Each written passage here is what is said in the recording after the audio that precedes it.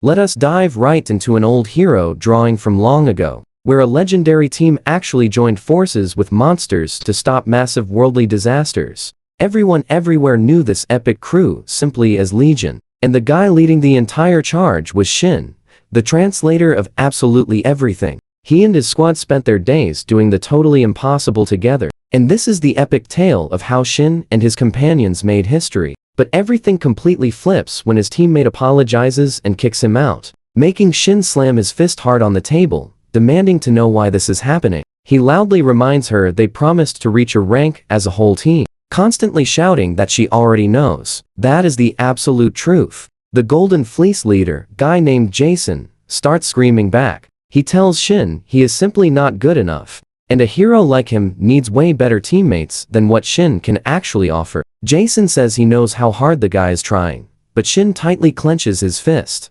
reminding him they have been friends since childhood, and he did everything to keep up. Jason just does not care at all. He shouts that Shin's gift is awful for combat, calling him half-baked at everything from swords to magic, letting Media step in next. She is another member of the group, and never holds back at all. She looks him straight in the eye and calls him a complete burden, which truly hits him hard. She brings up how he totally failed to land a solid hit on a troll during their last quest. Shin looks down, admitting she is completely right, but, argues he, was at least a perfect decoy for them. Watch closely as he looks around. You and I realize they are judging his entire track record, not just one fight. He has to finally admit to himself that he really lacks any actual skills to finish a real battle. He stares at his own hands, totally scarred and rough from years of work. It is not like he was lazy or slacking on training, but he knows deep down, his sword skills will never, ever reach Jason's crazy level. Plus, he cannot use the high-level magic Media casts, or the amazing healing stuff their other teammate Asu does. It is a really tough spot, and Shin starts realizing his special gift might have truly reached its absolute limit. Media just stares at him with freezing cold eyes. She says the party is moving on to a rank right now, and their ultimate plan is making Jason a legendary hero. She tells him straight up that with a gift like Universal Translator, there is zero way he can survive the crazy battles they have coming up next. Media tells Shin he simply cannot keep up anymore. Shin looks down, finally accepting that they have already made up their minds. He asks if Asu knows they are kicking him out too, wondering if the entire team is actually on board. Jason gets super defensive and stammers that he already told her. Shin ignores him, speaking directly to Media. She does not blink, telling him she is serious, and everyone in the group agreed on this decision. She starts walking away, simply saying his name and thanking him for everything he has done for them so far. Shin stands there alone, clenching his fist as he realizes she is completely right about him. He calls out one last time. He tells Jason not to get cocky, then asks Media to look after him. She says she obviously will, since she is basically Jason's right hand now anyway. Jason totally loses his temper, loudly yelling that he needs absolutely no advice. He tells Shin that losers like him should just get lost. Jason angrily shouts at him to leave all their items and gold behind. Shin looks totally crushed, promising to deliver everything to the guild later. Hold up. Smash like and subscribe for more hidden manga gems. Now, I dare you to comment.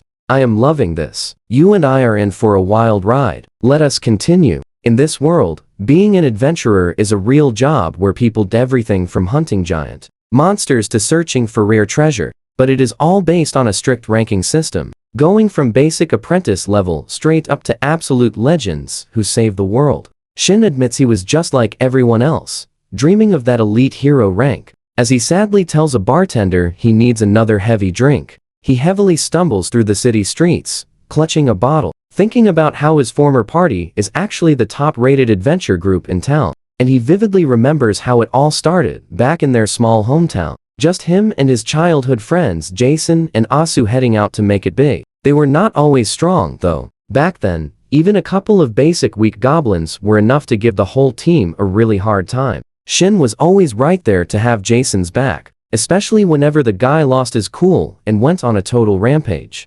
Somehow, they always made it work, and the moment Media joined their squad, their reputation and careers absolutely started blowing up. But while everyone else kept getting way better, Shin realized he completely stopped growing. He just could not keep pace with the rest of them anymore. He clenches his fist in pure frustration, knowing the only reason he is stuck like this is because of the weird gift he was born with. In this wild world, everyone gets a special gift. A random power shows up, and trust me, you and I will see it decide his whole future. Let's jump into a fun underdog story. Shin lies there, staring at the ceiling, wondering if skipping the adventurer life entirely would be better. He checks his card, wishing his power was actually built for combat instead of what he got. He thinks back to when they were just kids playing together, long before everything got so incredibly complicated. Anyway, Shin heads over to the Adventurers Guild. Someone is loudly calling for a girl named Yumi right as he pushes those heavy front doors open and steps inside the main hall.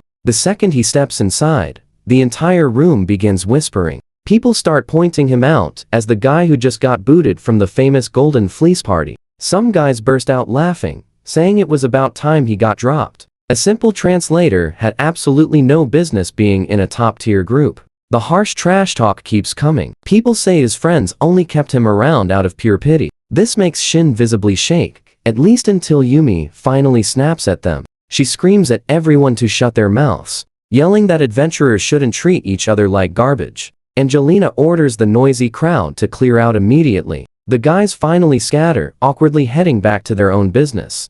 She slowly turns, seeing Shin standing right there. As a guild staffer, Angelina smiles and lets him know she is glad she found him. Angelina admits she already heard the harsh news about him getting kicked out. She quickly asks him to follow her to the back room to talk in private. Once they are alone, Shin hands over all the money and gear from his old group. She takes it, officially checking everything right into the main guild records. You feel that frustration too, right? Angelina gets super annoyed. After his hard work for Golden Fleece, he shouldn't have to give any of this gear back. Shin stares at his hands, admitting Jason was totally right about his weak fighting power. He figures he would be incredibly lucky to hit D rank alone. But Angelina isn't having any of that sad self-doubt. She loudly yells that he is completely wrong about himself. Looking him straight in the eyes, she confidently declares that in her expert opinion, he is easily a solid C rank adventurer, even without a party. She even offers to hook him up with another top-tier B-rank group right away. This leaves Shin feeling pretty overwhelmed by her genuine kindness and support.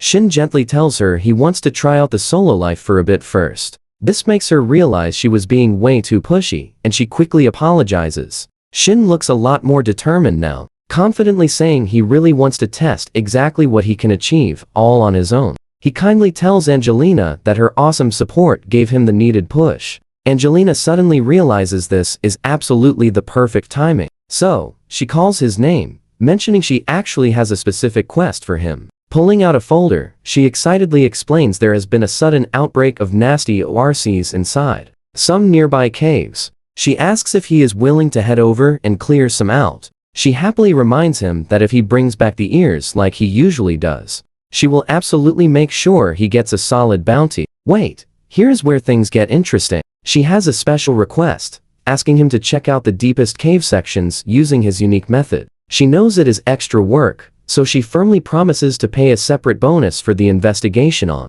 top of his regular reward. Angelina reaches out, saying she will keep repeating herself until he finally believes it. She has personally seen the massive effort he always put in for his old group and the guild. She gives him a huge, warm smile while holding his hand, promising that even if things suck right now, something truly great is bound to happen. She has seen enough adventurers to know for certain. Shin instantly turns bright red and awkwardly stammers out a thanks. But then he totally loses his cool, asking if she will go to dinner with him before immediately backtracking and loudly claiming he was just joking. Angelina just stands there completely frozen and shocked, internally screaming at herself about what she is even saying back to him right now. Angelina quickly lets Shin know she has two big conditions for this job. The first rule is that he has to make it back totally safe. Shin starts to ask what the second condition is, when she playfully winks, telling him he absolutely has to take her out to a really good restaurant. She gives him a super playful look, asking if they have a deal. Shin gets so insanely hyped, he literally jumps for pure joy as he heads out, cheering at the top of his lungs. He quickly makes his way over to the town carriage stop to catch a ride toward the dungeon. While waiting there, one of the horses notices his fantastic mood and casually asks if something really good just happened to him. Shin happily says yes, but the horse tells him to skip the small talk and just hand over a carrot. The horse firmly adds that it really wants to eat some fresh green grass, so Shin just nods, saying he has got it completely covered. He quietly thinks to himself about how this is the exact way his translator gift works. It literally lets him talk to animals and monsters, though he cannot help wishing he had ended up with an awesome combat gift like Sword Saint. He knows that if he possessed a power meant for fighting, Jason and the rest of the party probably never would have kicked him out. But watch closely, you and I know trouble is brewing. A group of rough-looking guys shows up, asking to sit right there with him. Inside the carriage, these shady guys spot a mysterious girl sitting entirely alone with her hood up. One firmly points out that she is clearly traveling by herself. Stick with me here. He leans in, asking her to join them, promising an equal cut of the loot. But then this creep laughs, adding that the arrangement also includes some mandatory nighttime fun. Shin watches from the sidelines, thinking the deal sounds pretty solid at first, until the girl brutally rejects the guy. She straight up says she refuses to partner with weaklings, adding that even a clueless toddler could hit on women better than he can. This guy instantly loses his mind. Screaming, he winds up a massive punch to silence her. Shin instantly realizes this entire situation is about to get incredibly messy. Before that fist can even connect, she moves like absolute lightning, throwing him over her shoulder. He crashes down onto the hard floor, completely frozen in fear. Drawing her blade, she warns him that one more mistake means he will never see the light of day again. Trembling, the guy begs for mercy, swearing it was all a terrible joke. Meanwhile, Shin is just sitting there, completely stunned by it all. You and I both know that speed is insane. Honestly, she is even faster than Jason. Suddenly, her intense gaze shifts right toward Shin. Shin scrambles to make sense of things, suggesting the other adventurers might actually cheer if she crushed the guy. Then he awkwardly corrects himself, realizing they would definitely try to attack her instead. Scratching his head, he promises to keep that in mind. The girl just stares at him, totally confused by what he is even saying. Sheathing her weapon, the hooded girl brushes it off as nothing. Shin is just standing there, trying to process what happened. Everyone begins scattering into the woods. So, Shin simply waves goodbye to the departing group and that incredibly mysterious girl. Standing alone on a dark cliff with his torch, he pumps himself up. It is finally time to get moving. Suddenly, a very familiar gooey face drips from the cavern wall. Shin warmly says hello, and the little slime replies, "It has been too long."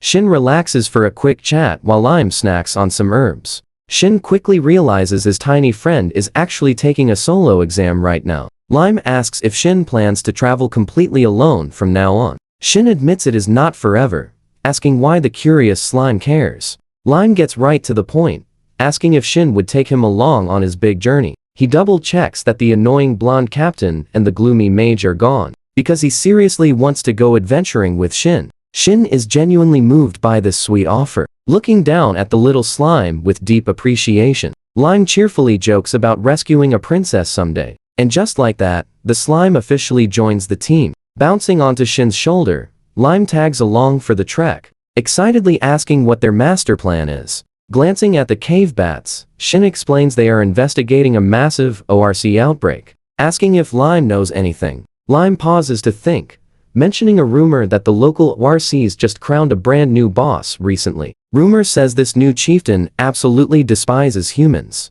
That is why normally hidden ORCs are suddenly roaming everywhere. Let that sink in for a second. One new boss completely changed their behavior. Lime warns him to stay alert. Shin fully agrees. They must investigate carefully now, gratefully thanking the tiny slime for the solid heads up. Up ahead, he spots 3 annoying goblins waiting. They are not a huge threat, but leaving them alone would just become a headache later. Grabbing his sword, Shin asks Lime if he can clear them out, since he hates how they constantly ambush him on sight. Moving like lightning, he tears through the group with one perfectly clean swing before effortlessly sheathing his blade. Shin casually announces they are finished, and the slime happily praises his lightning-fast work. Lime starts babbling some weird nonsense about a website. Shin simply pokes him gently, reminding him to slow down since they just reunited today. The little slime calls out his name, and Shin nods confidently, confirming they are sticking to their original plan. Walking through the dark cave,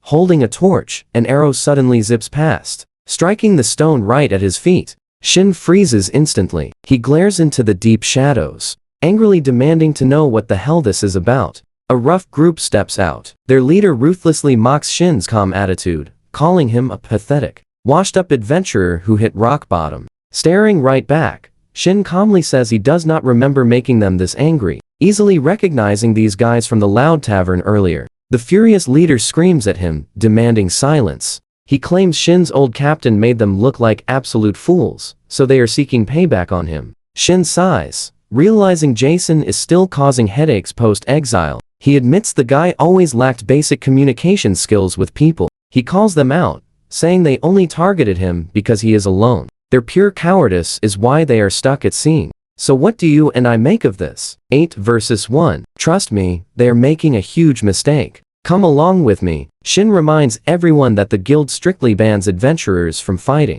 But the bald leader just laughs, asking who actually cares about those silly rules. Leaning in with a nasty smirk, he snarls that if Shin falls in this dark cave, nobody is around to report them anyway. Shin does not even look scared. He boldly replies that if they play dirty, he literally has zero reason to hold back anymore. The cave falls completely silent, even with Shin just calmly standing there holding his torch. The arrogant bald leader actually starts looking a little nervous. Shaking it off, he yells at Shin to stop bluffing, mocking what a loser with the totally useless translator gift could possibly do. Shin just flashes a cold smirk, stating he will show them how a translator fights. The angry leader calls his bluff, ordering his goons to attack him. Now watch closely. A massive thumping sound suddenly echoes through the tunnel, making those tough goons completely freeze in panic. Lime suddenly flies into the light, loudly cheering that the hero has arrived, apologizing for the wait because luring the ORCs took a minute.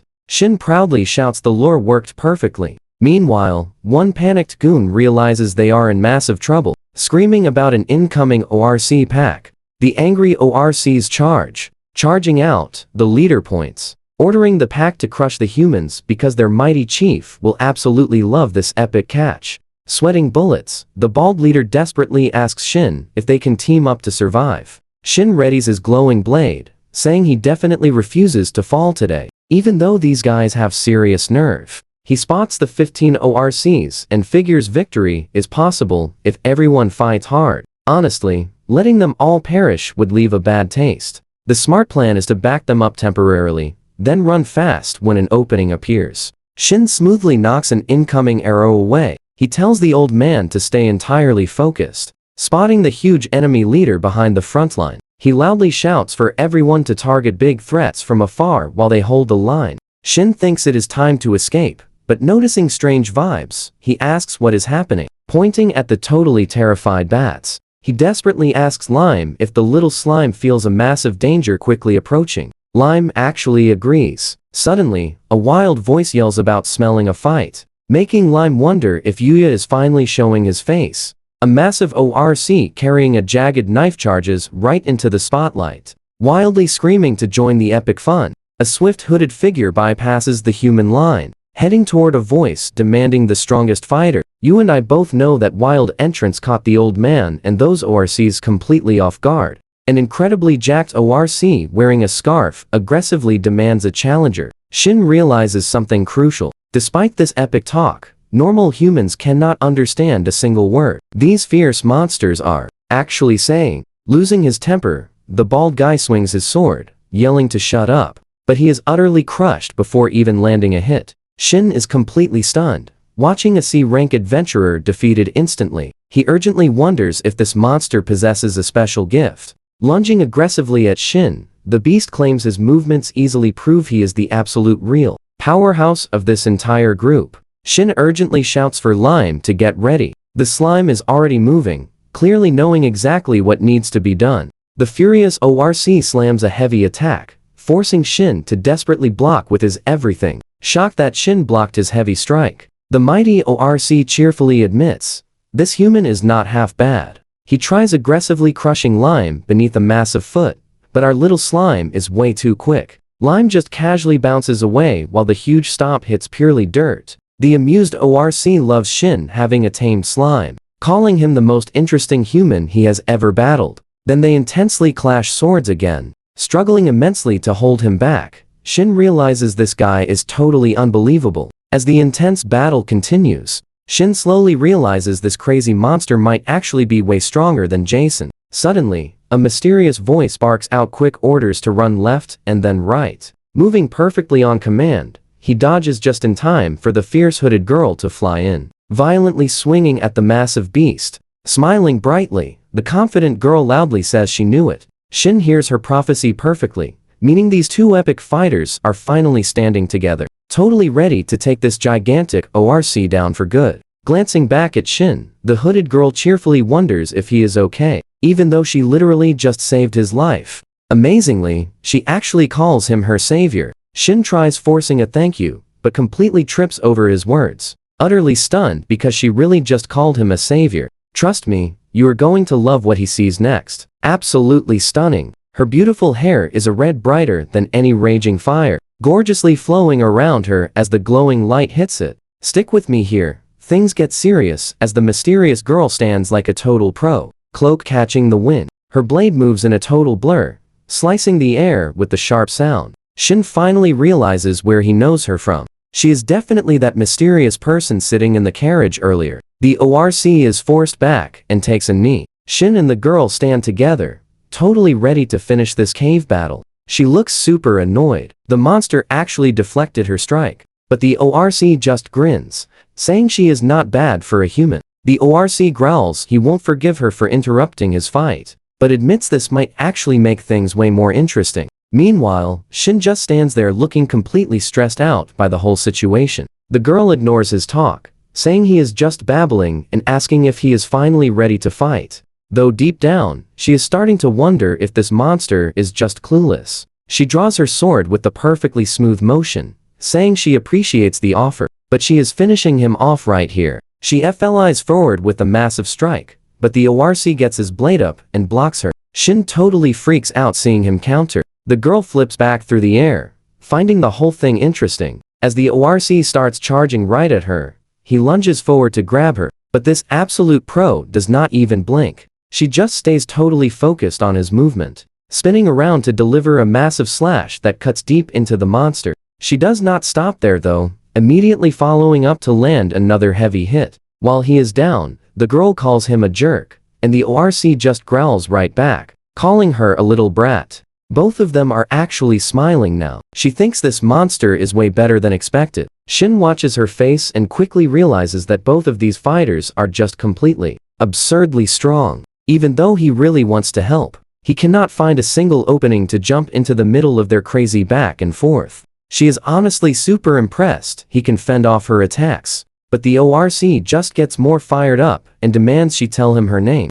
Now watch closely. The monster grabs her blade barehanded. Shin freaks out, realizing the guy took a hit on purpose just to trap her. While Shin wonders about his plan, she decides to end this right now, unleashing a massive flame sword move that triggers a giant explosion. Shin is just completely blown away by the girl's insane power. He cannot believe she summoned that much fire without chanting at all, and starts wondering if that was her absolute ultimate finishing move. While Lime watches the smoke, convinced the ORC is totally finished after a blast like that, Shin rushes over to check the slime. He is so glad his friend is safe, but as smoke clears, massive boots appear, still standing right on the ground. The girl looks back and cannot believe the monster is still upright. The ORC general stands there with the dark aura swirling, telling her that since she showed her move, he will return the huge favor. We all saw this coming, right? Shin watches closely, getting a bad feeling the monster is about to do something absolutely crazy.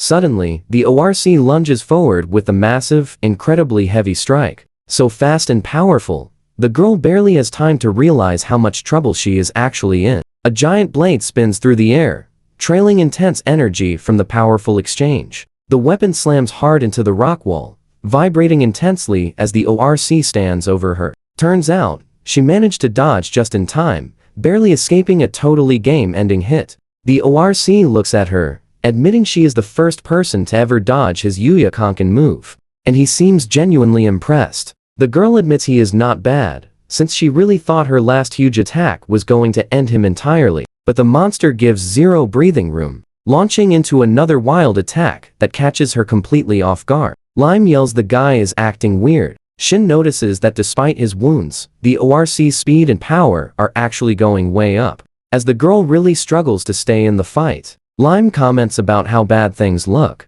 and she starts wondering if there is anything she can possibly even do. The ORC roars directly in her face, applying so much intense pressure, she can barely keep her guard up, screaming and completely lost in the moment. He stands tall over her, raising his weapon for a strike that looks like an absolute finisher. So what do we take from this? Shin is horrified, realizing the crazy ORC just mercilessly struck down his own comrades like that. But the ORC cares 0%, telling them to stay back because absolutely nothing is going to stop his fight. Stick with me here. Shin is wondering if this absolute madness is what people actually call a warrior's pride. But then he spots something. The hooded girl pauses, glancing back. She's clearly uneasy about this whole setup, especially when the ORC actually speaks, apologizing for his partner's massive mess. Shin steps right up to the defeated FOs, telling the warrior he's got a proposition. The girl is completely lost. She asks him what in the world he thinks he's doing trying to chat with a monster like that. Shin keeps it super simple. He just tells her to leave everything to him. The ORC grunts, asking if Shin is just another obstacle, but Shin waves it off, telling the beast he has a fair deal. He'll heal his injuries so they can actually duel properly. I know what you're thinking. What is he doing? She's stunned too, but he just says, watch, reaching down for something while she stares in pure confusion. Shin explains it straight without treatment. This ORC is finished right here, but healed up, he lives to fight another epic day. Shin asks the brute how he feels post-healing. The monster just stands there as the dark aura completely vanishes. The huge ORC checks his own body, shocked to realize he actually feels perfectly fine. He starts flexing his huge fingers, grunting weirdly. Realizing his wounds are totally gone, the ORC swings his weapon to test his power. But Shin warns he lost a ton of vitality and needs to chill. The massive beast is visibly sweating and shaking, leaning on his heavy sword. Trying to act tough, he claims he's letting Shin off today. Shin just deadpans, wondering if this guy is a complete idiot. Shin warns him not to bite the dust before their real rematch. Then he pauses, realizing he doesn't even know his rival's name. The ORC introduces himself as Swain. Shin gives his own name, shaking the monster's giant hand before they part ways. As they trek away through the dense forest, a sharp voice breaks the silence. The hooded girl stands, the arms crossed, looking absolutely annoyed. She demands to know what he's doing, but Shin plays it cool like a standard negotiation. He casually apologizes for not checking with her. He explains promising a rematch was the only way to make the ORC leave. But she sighs, saying that's not even what she's confused about. You and I saw this coming, right? She is completely floored, asking if he seriously talks to monsters. He just casually feeds a little bird. Explaining his unique gift lets him communicate with anything that has a will. Honestly, incredible. But Shin calls it a useless dud skill for just talking. He even admits it got him kicked straight out of his party. He shoots her a warm, genuine smile. Even if his power is weak, getting her compliment makes him really happy. The girl gets super flustered, wondering if he's really this dense. Then she asks how her voice actually sounded. Suddenly, Shin realizes exactly why her voice echoed like it was doubled. He finally pieces her secret together, but he doesn't mind at all, waving it off and thanking her for saving his life twice.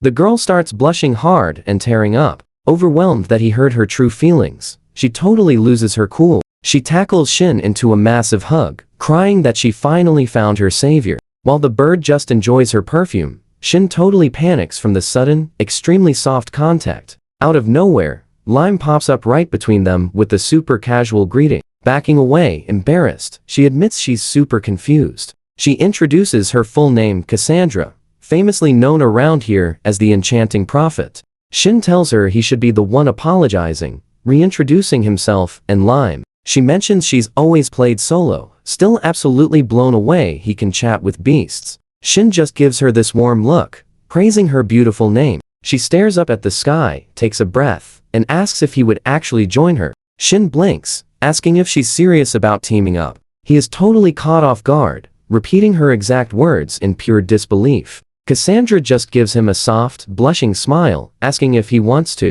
Meanwhile, the scene shifts right back to guild headquarters. Angelina inspects the loot Shin brought back. noting how the ORC tribe is getting super restless with their new boss. She asks about that special ORC he mentioned while checking the daily harvest. She thanks him, saying this intel perfectly completes their big hunt plan. Shin repeats the words back, and Angelina confirms the guild will drop an official announcement about it very soon. She adds with a smile that she'd be thrilled if he took on the quest when the time comes. So what do we take from this? Today was wild, and Shin suddenly remembers those shady guys. Alright, let's dive into this. Shin asks if those guys who tried to fight him earlier today ever actually crawled back to the guild.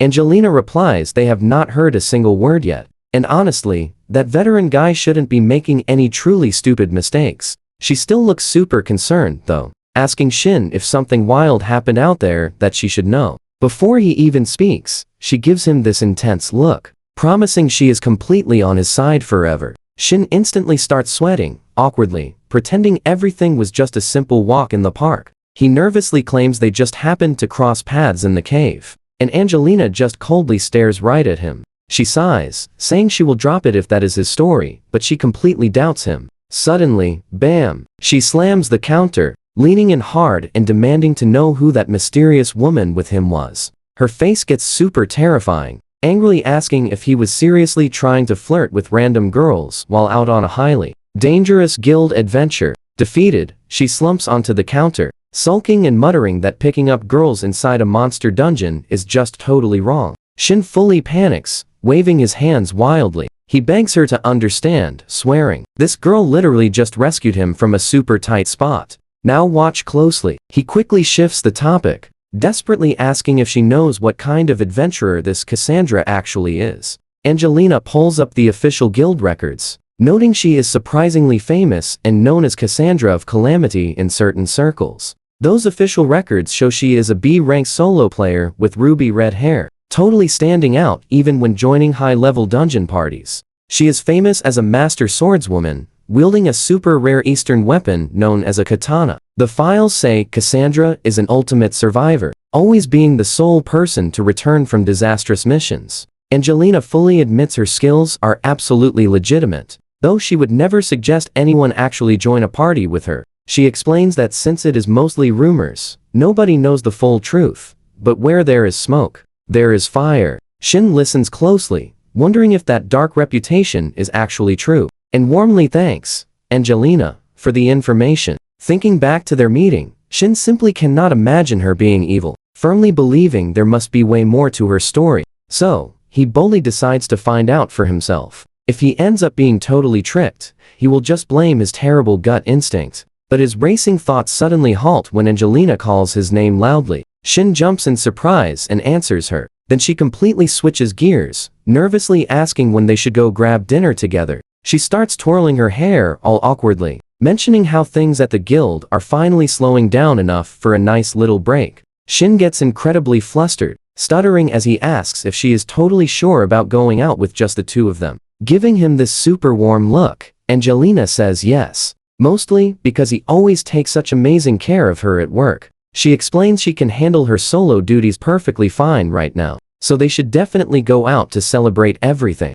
He promises to reach out soon. Inside, he is absolutely losing it. You and I know he is wondering if his bad luck finally changed, thinking it is completely insane that a cute girl actually wants dinner with him. This is a massive shift from his Argonauts days, where literally every single girl only ever noticed Jason. But he quickly tries staying grounded, reminding his hopeful heart that Angelina is just nice, and this is strictly professional. His internal panic gets cut off when Cassandra finally arrives, smoothly asking if she kept him waiting too long. She warmly smiles, saying it is no big deal, as she loves checking out new town guilds to totally gauge the local adventurers' overall power levels. Sitting down, she catches him beaming and playfully asks why he is grinning like a madman, and if something amazing happened. Shin instantly gets flustered and tries to deny everything, insisting he is not grinning at all and proudly claims he is known for being super cool. Shin points at the menu,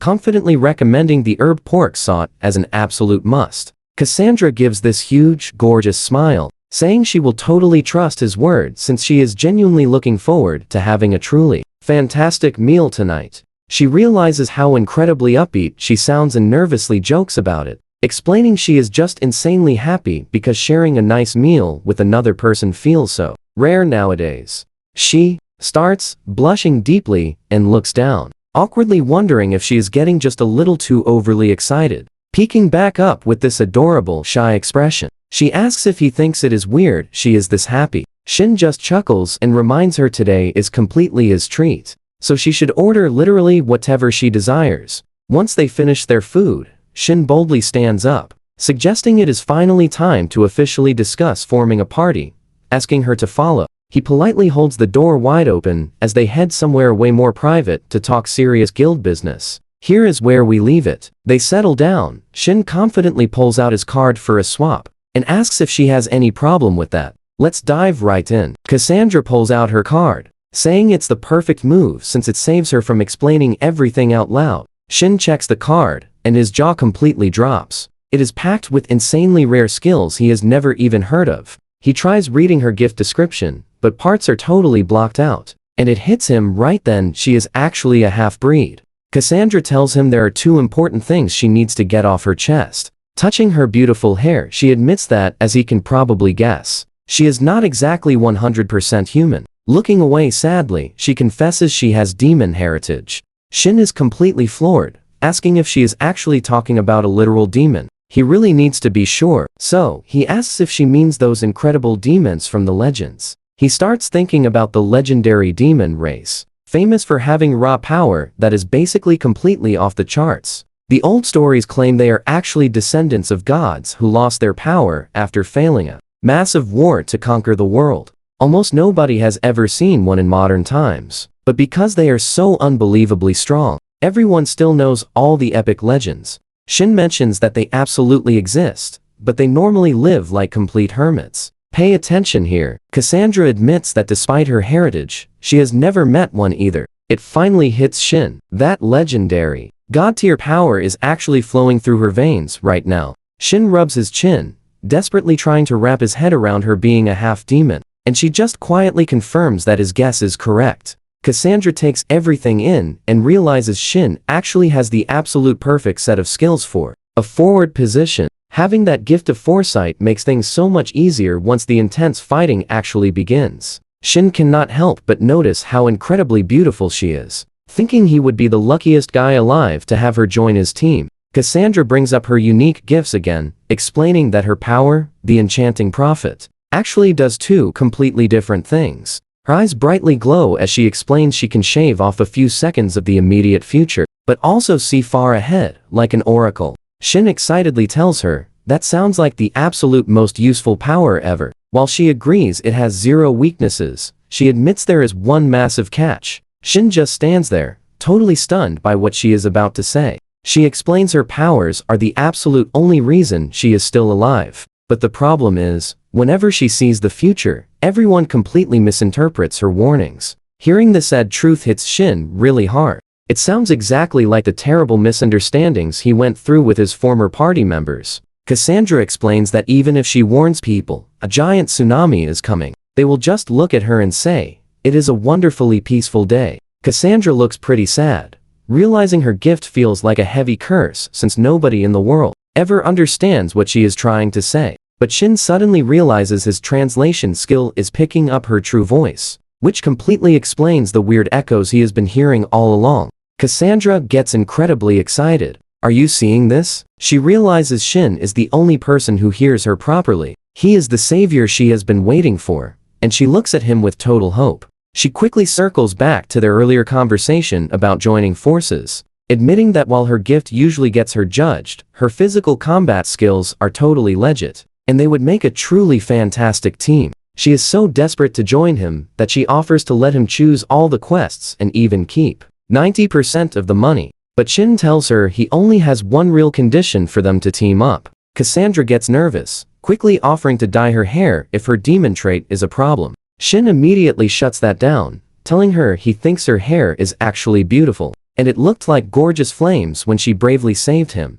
Cassandra's face goes completely bright red, and she asks Shin if he actually likes it. Looking completely stunned that he would say such a sweet thing about her hair, she looks away, feeling insecure, and asks if the vivid color is not creepy, since it looks nothing like a normal human. She says the color is just solid proof she is not entirely pure, but Shin casually shrugs it off and asks why it matters, saying if something looks pretty, then it is simply just pretty. Shin points to himself, reminding her that he is literally the kind of guy who hangs out and happily parties with friendly slimes, telling her he absolutely does not care about her being a half-demon or anything silly like that. Thanks to his translation gift, he knows for an absolute fact there are plenty of truly wonderful monsters out there. So, he figures the only thing that actually matters is the kind of person someone is inside. This makes Cassandra worry even more, asking if that makes things worse, since he definitely heard that awful nickname people gave her.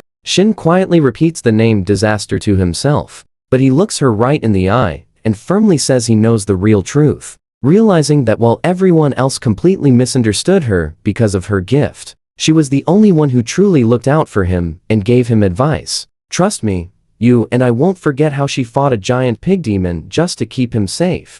Alright, stick with me here. Shin totally respects that they chose total honesty, even knowing it might be a huge mistake. Then he flashes this massive smile, looks right into her eyes, and says he completely trusts her. Cassandra is left just whispering his name. He gets incredibly hyped up, leaning in close, and tells her she's genuinely just a fantastic person, and Cassandra just freezes in absolute shock, remembering all those times she shared her prophecy gifts with everyone. Shin confesses he cares way more about helping others than saving his own reputation. Total hero vibes in her eyes right now. She turns away, totally blushing, and calls him an idiot for being so kind, but she still whispers a very soft thanks. Moving right along, she gets totally serious again and asks Shin what kind of deal he wants to actually work together. Shin clearly tells her he is no hero, and if they form a real party, they absolutely have to be totally equal. So, his plan is to split all the loot perfectly in half and choose every single quest as a team.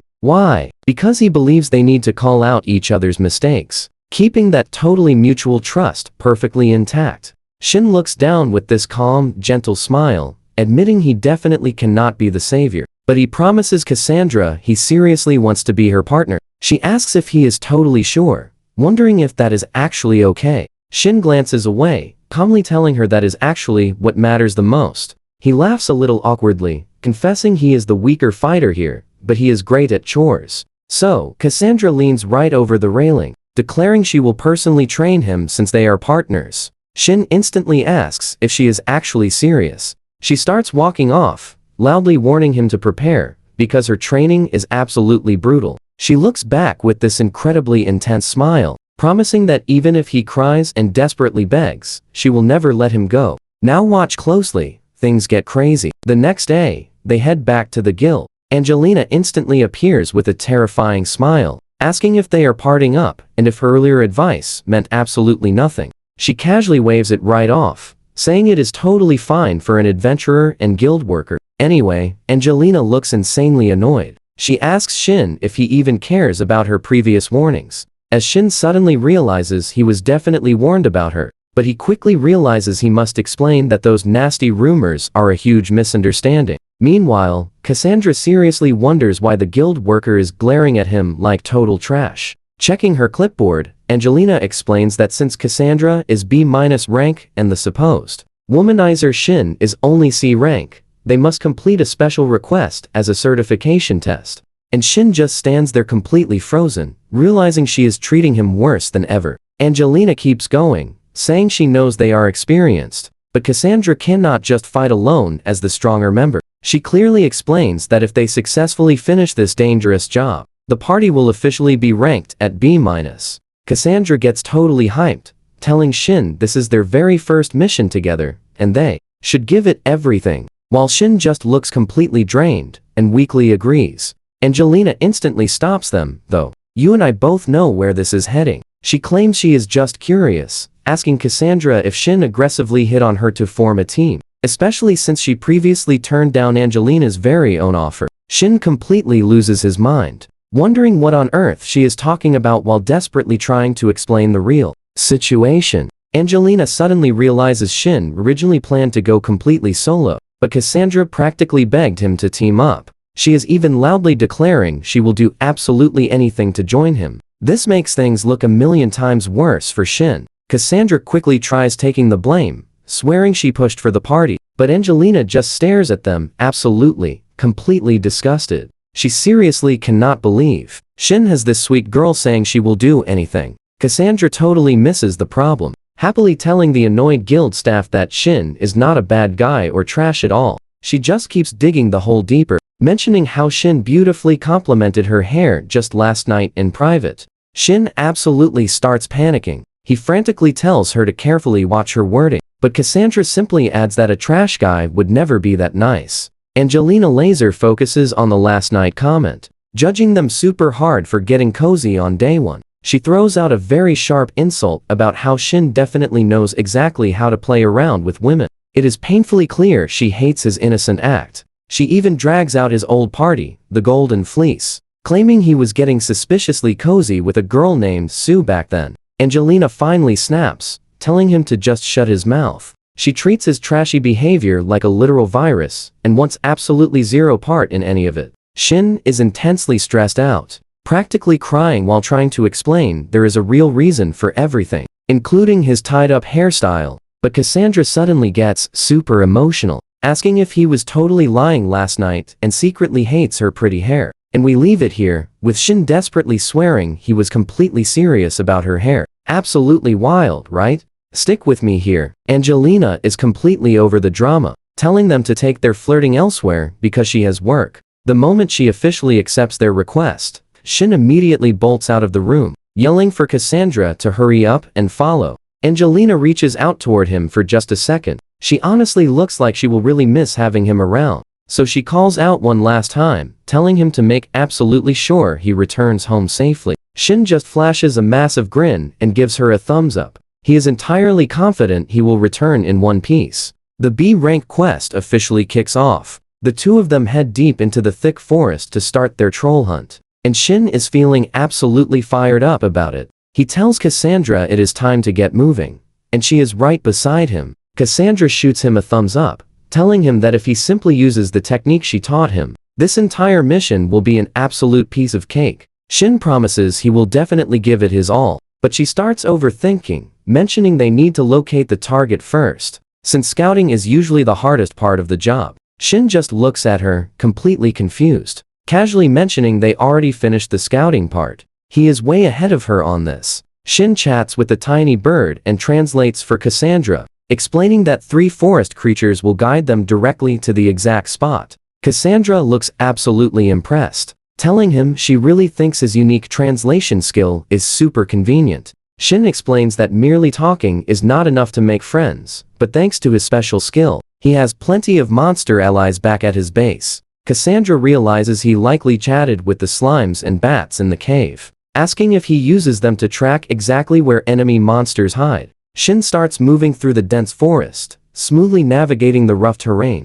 and it barely takes any time before he spots something worth grabbing. Now watch this. He shows off rare grapes and herbs, leaving Cassandra entirely shocked. He found such high-quality items so easily. She wonders why any party would ever fire someone with his talents. Then she squints, asking if he got kicked out for flirting with all the girls. Shin completely loses his cool and starts waving his hands, yelling that he got fired for being weak, and she saw his low stats herself. He looks away, explaining those girls were just childhood friends, and he has always been told that his actual party contributions were just half-hearted. Cassandra tells Shin they need to drop the girl talk and simply focus. She explains he has it all wrong. Everyone has a specific role in a party. It is all about smart positioning, like frontline fighters staying close while magic users attack from the back. Therefore, she points out that even if he thinks his skills are basic, being intermediate in absolutely everything makes him the ultimate support. Shin is genuinely impressed. She knows so much for a solo player. She just blushes, admitting she studied extremely hard for a moment. Exactly like this.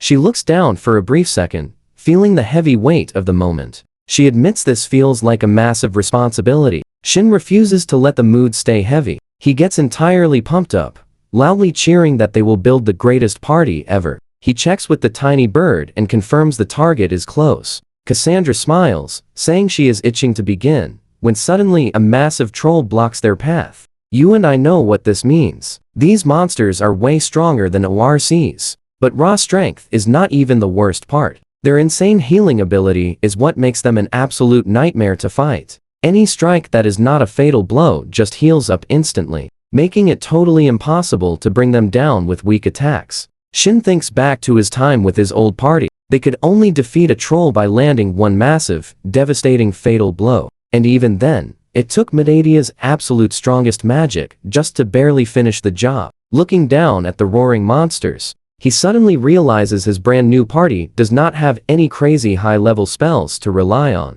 So their only real chance is trusting Cassandra's insane sword skills and that razor-sharp blade. Watching from the rocky ledge, he desperately tries to figure out how to buy her enough time to actually finish one off. When he asks how much time she needs, she casually replies 5 seconds, completely leaving Shin standing there with his head spinning. He cannot even wrap his mind around that insane level of speed. But Cassandra is already executing the plan. She calmly tells him she will drop 2 of them instantly and leave the last one for him. Shin actually starts thinking this might work until reality hits him. He gets super nervous, asking if she is seriously suggesting he fight one all by himself. Cassandra just gives him a confident look, saying he will be completely fine. She promises to back him up if things get ugly. And right before making her big move, she genuinely tells him she truly believes in him. Shouting that she will see him later, she turns into a total blur, zipping through the trees and smashing the ground right in front of the trolls. Hearing her words, Shin figures if she is that amazingly confident, he might as well go all in. Trust me, her blade takes off the troll's head before it even notices her. Stick with me, she doesn't hesitate, throwing her hand out and shouting for flames to blast the next target. Slicing its legs mid-dash, she slides across the dirt and screams Shin's name. It is time to move. That second troll is totally blinded by her lingering fire magic, giving Shin the exact opening he desperately needs. Stepping right up to the giant beast, he shouts that its real opponent is right here. The monster growls, locking all its fury onto this tiny human. But Shin just stares right back, gritting his teeth and daring the massive beast to finally bring it on. The troll absolutely loses it, raising its huge club for a finishing strike. But Shin remembers that his partner actually believes in his strength. He just needs absolute focus. Shin slides straight under the monster's legs to find a perfect opening, while Cassandra loudly screams that this is exactly the golden moment they have been waiting for. Shin thinks he has won, but Cassandra urgently yells that the beast is still going, and he barely dodges as a massive fist swings right past his head. Seeing the giant finally slow down, she urgently tells Shin to keep pushing his fierce attack. Shin shouts that he is on it, charging back into the clash with absolutely everything he has left. He lands a devastating strike, leaving the troll howling in agony as thick smoke pours from the fresh wound. The beast tries one final grab, but Shin loudly roars back that he refuses to let it happen, his sword suddenly glowing with wild energy. With a massive shout, he violently drives the bright blade straight into the monster's chest. The troll cannot even make a sound. A perfect hit. Shin stands there, panting heavily, watching thick smoke rise from the huge body as it finally stays down. Leaning on his sword, he can barely believe his own victory. Meanwhile, Cassandra comes sprinting over with her arms raised high, cheering loudly for him. Laughing, she tells him he is officially ready for the real world, admitting he is way stronger than she expected. Shin chuckles, admitting he is honestly shocked by his own growth, but he quickly gives Cassandra the credit for being an amazing teacher. They happily share a solid fist bump to celebrate their victory. Heading straight back to the city, they walk right toward the massive towers of the Adventurers Guild. Back at the main counter, Yumi gives them a huge smile, happily announcing that the Troll Magic Stone appraisal is finally fully complete. She officially congratulates Shin on reaching B rank. She mentions Angelina is busy in a meeting, but will be so incredibly happy. Shin replies he truly hopes so, deeply feeling like he has been completely in her debt for a very long time. Yumi just giggles softly, telling him he is being way too humble. Now pay attention, because this is where things get interesting. Yumi mentions she is coordinating a massive new project, explaining that the entire thing started directly thanks to some very specific intel gathered by an active adventurer on the job. Shin tries to speak up, but Cassandra cuts him off, joking that if he is B rank, the guild must be desperate lately. Suddenly, Shin stops right in his tracks, spotting a very familiar face. It is Jason, standing right there with Medadia. Jason casually turns his smug face toward Shin, laughing that he fully expected the guy to come crawling back to their order and tears. Instead, he shows up with a girl. Jason quickly mocks this, calling it a smooth move. Cassandra straight up calls him a huge jerk, asking Shin if he actually knows him. Shin explains, Jason leads his old party, the Golden Fleece. Never missing a beat, Jason loudly and proudly brags about being the one and only truly great hero around here, but Cassandra is completely unimpressed, calling him a total joke. She adds that anyone blind to Shin's real value is just a complete, massive idiot. Jason absolutely loses his mind, screaming at her and threatening to violently end her right then and there. Medea desperately tries holding him back, but he stubbornly keeps shouting that he would never, ever lose to some random woman. Cassandra simply walks past, calmly reminding him that B ranks are strictly forbidden from starting private guild fights. Jason freezes, pointing at her red hair. Watch closely. He realizes she is Cassandra the Calaming, the famous B-rank solo adventurer. Visibly annoyed, he angrily spits out that dealing with the notorious team betrayer is going to be a massive pain in the neck. That nasty comment clearly hits hard. Cassandra looks visibly shaken, quietly whispering to herself that she never actually did a single one of those terrible things. Medea stares up at Jason in total shock, asking what he just said. Jason furiously yells at Shin, demanding to know what he is doing. But Shin stands completely firm, boldly telling Jason he absolutely must apologize to Cassandra. Shin declares he does not care if Jason insults him, leaving Medea completely confused. But Shin loudly yells that nobody gets to insult his partner, furiously demanding a real apology this very second. Jason screams back that everyone calls Shin a total loser, calling it undeniable truth. Getting right up in his face, Shin angrily shouts he is completely wrong about that. Shin shouts at the top of his lungs that just surviving proves him wrong. Trust me, you and I are going to love what happens next. Let's dive in. Jason clicks his tongue, claiming Shin finally notices the truth. Medea steps right in, saying arguing is completely pointless, and suggests they simply settle everything with a fun mock battle. Shin does not hesitate at all, ready to fight, but Cassandra immediately shouts for him to wait. She tells him to let her handle this exact fight. Looking at her, Shin suddenly realizes that despite all the rumors, she really is an absolute master of amazing swordsmanship. She explains that is exactly why she must step up now, especially since this entire crazy situation heavily involves both of their pride and reputations. Now, Jason just bursts out laughing, mocking Shin for letting a girl defend him, and joking that the kid must be living an incredibly easy high life. Cassandra points straight at Jason, telling him to keep barking while he still can, because she is proudly taking Shin's place in this exciting mock battle. She gently places her hand on Shin's chest to hold him back. He finally understands what she is trying to do, clearly realizing her brilliant plan. Jason loudly yells to the crowd that he is worth way more than her, excitedly asking everyone if they are truly ready to see him go to work. Cassandra just stares back at him, totally unfazed by the loud cheering, and calmly asks if he is finally ready to begin. The loud crowd completely goes wild, cheering for Jason and aggressively yelling at the outsiders to get lost. Meanwhile, Yumi watches closely from the sidelines, feeling incredibly worried about how this entire match will go. The audience gets even more rowdy, with one angry guy loudly shouting for Jason to instantly break the confident red-haired girl's beautiful nose. Jason flashes a super creepy smile and playfully starts wiggling his finger around, telling Cassandra that he already knows exactly what her amazing special gift is. Now watch this. Resting his large sword on his shoulder, he acts super tough, claiming that since he is a true gentleman, she can actually take the first strike. Cassandra does not miss a single beat, gladly accepting that generous offer. She instantly activates her Flambridge Flame leg skill, moving so incredibly fast that bright fire trails behind. Before Jason can even blink or react, his arrogant expression quickly morphs into pure, absolute terror. She lands an incredibly massive hit, sending a wild shock wave through the arena, leaving Cassandra standing perfectly calm, while her strike's immense power speaks for itself. Jason lies face down inside the wrecked arena floor, knocked completely out cold while Yumi screams his name, and the entire crowd just helplessly stares in utter shock. Thick smoke pours from the giant wall crater where Jason crashed, yet Cassandra just stands there, completely unbothered. Meanwhile, Shin is literally jumping up and down for pure joy. You saw that coming, right?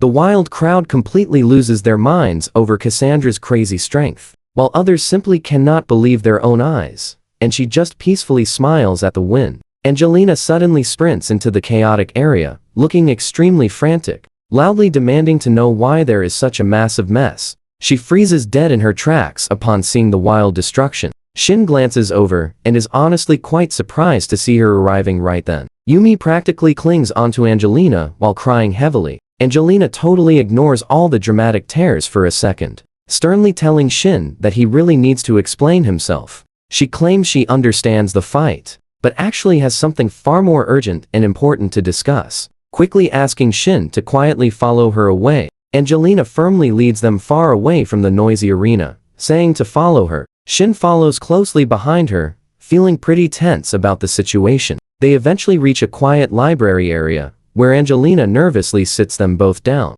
She looks them both directly in the eyes, telling them they truly need to stay absolutely calm. She calmly explains that another brave group of adventurers entered that exact same dangerous cave, dropping the heavy news that everyone except one single guy was completely defeated. The lone survivor from the cave is in terrible condition. He is simply lying there wrapped in bandages, having been totally crushed by a massive pig demon. He barely managed to deliver a crucial message before totally collapsing at the clinic. Between his warning and Shin's earlier report, the entire guild is piecing everything together perfectly. Shin looks extremely stressed hearing the guild is issuing an official emergency mission, realizing that this situation is about to get incredibly real very fast. Cassandra notes they are doing one final check before that official order drops. Angelina begs Shin to explain exactly what happened inside that mysterious cave. Glancing over at Cassandra, Shin firmly agrees to reveal everything he saw. Truly,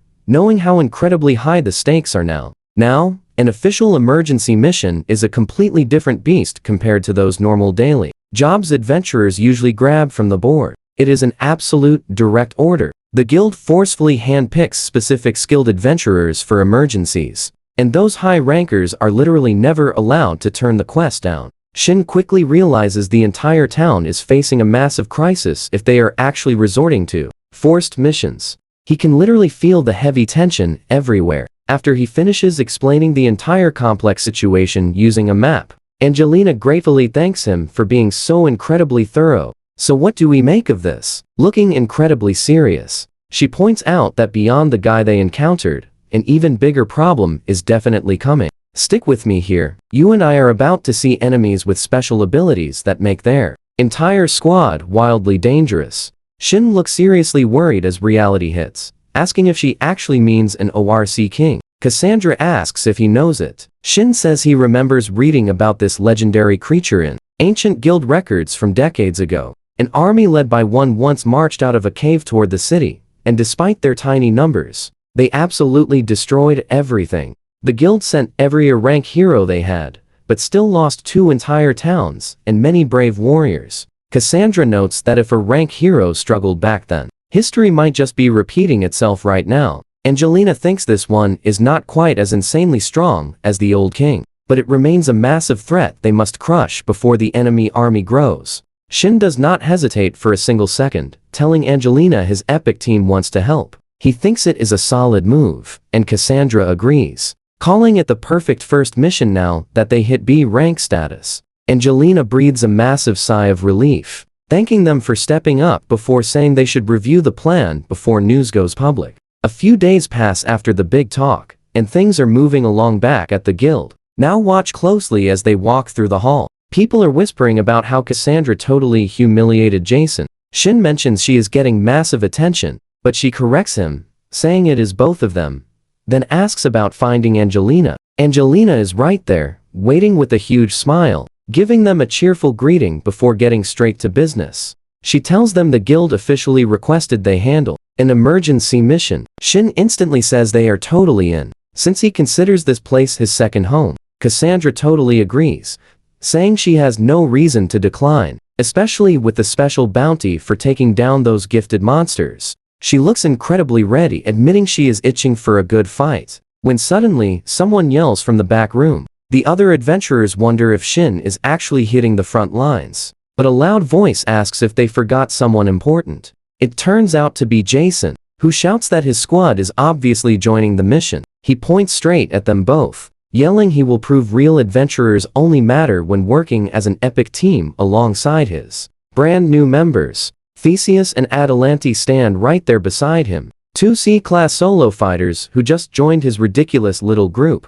Cassandra does not miss a single beat, calling Jason a total loser. She mockingly asks Shin to translate all that annoying noise, which absolutely sets Jason off completely. He screams he will make them eat those exact words later, ordering his team to the strategy meeting, completely determined to snatch all the epic rewards. I know what you are thinking, but wait, a familiar voice calls Shin's name. It is Castor, a C-rank guardian knight, waving him down alongside her partner Pix. Shin greets them warmly, mentioning it has been forever and congratulating them on finally hitting C-rank status. Castor smiles, explaining the promotion is exactly why the guild called them. Shin gets completely emotional, tearing up like a proud dad, praising how much they have finally grown. Pix is not feeling the sentimental vibe at all, grumbling that he does not need Shin trying to teach him anything. He gets shut down fast, and once things finally settle, Castor leans in with sparkling eyes. She is absolutely dying to hear how Shin went head-to-head with the gifted monster.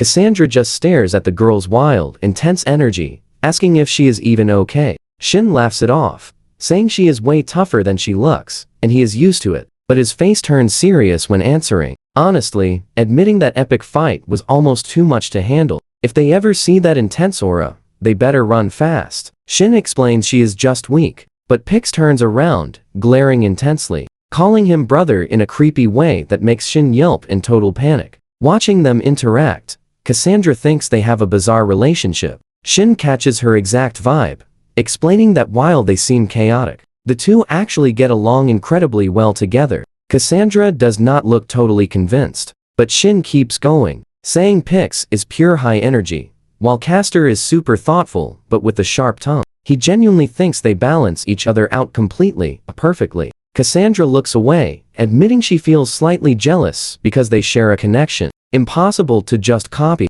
Shin warmly suggests they build their own unique bond. So, what do you and I make of this? Let's head into that meeting together. Alright, come along with me, we are diving right into the master plan. Shin explains how the scouts are already moving and guiding the main strike force toward the cave. But honestly, he is still incredibly worried about Little Lime. He tells Cassandra he wants to push ahead with the Vanguard squad. He needs to see the real situation with his own eyes. Cassandra offers a cheerful fist bump, totally hyped to take this threat down. Shin completely agrees. With the strategy locked in, those massive supply carriages finally start rolling toward the mountains.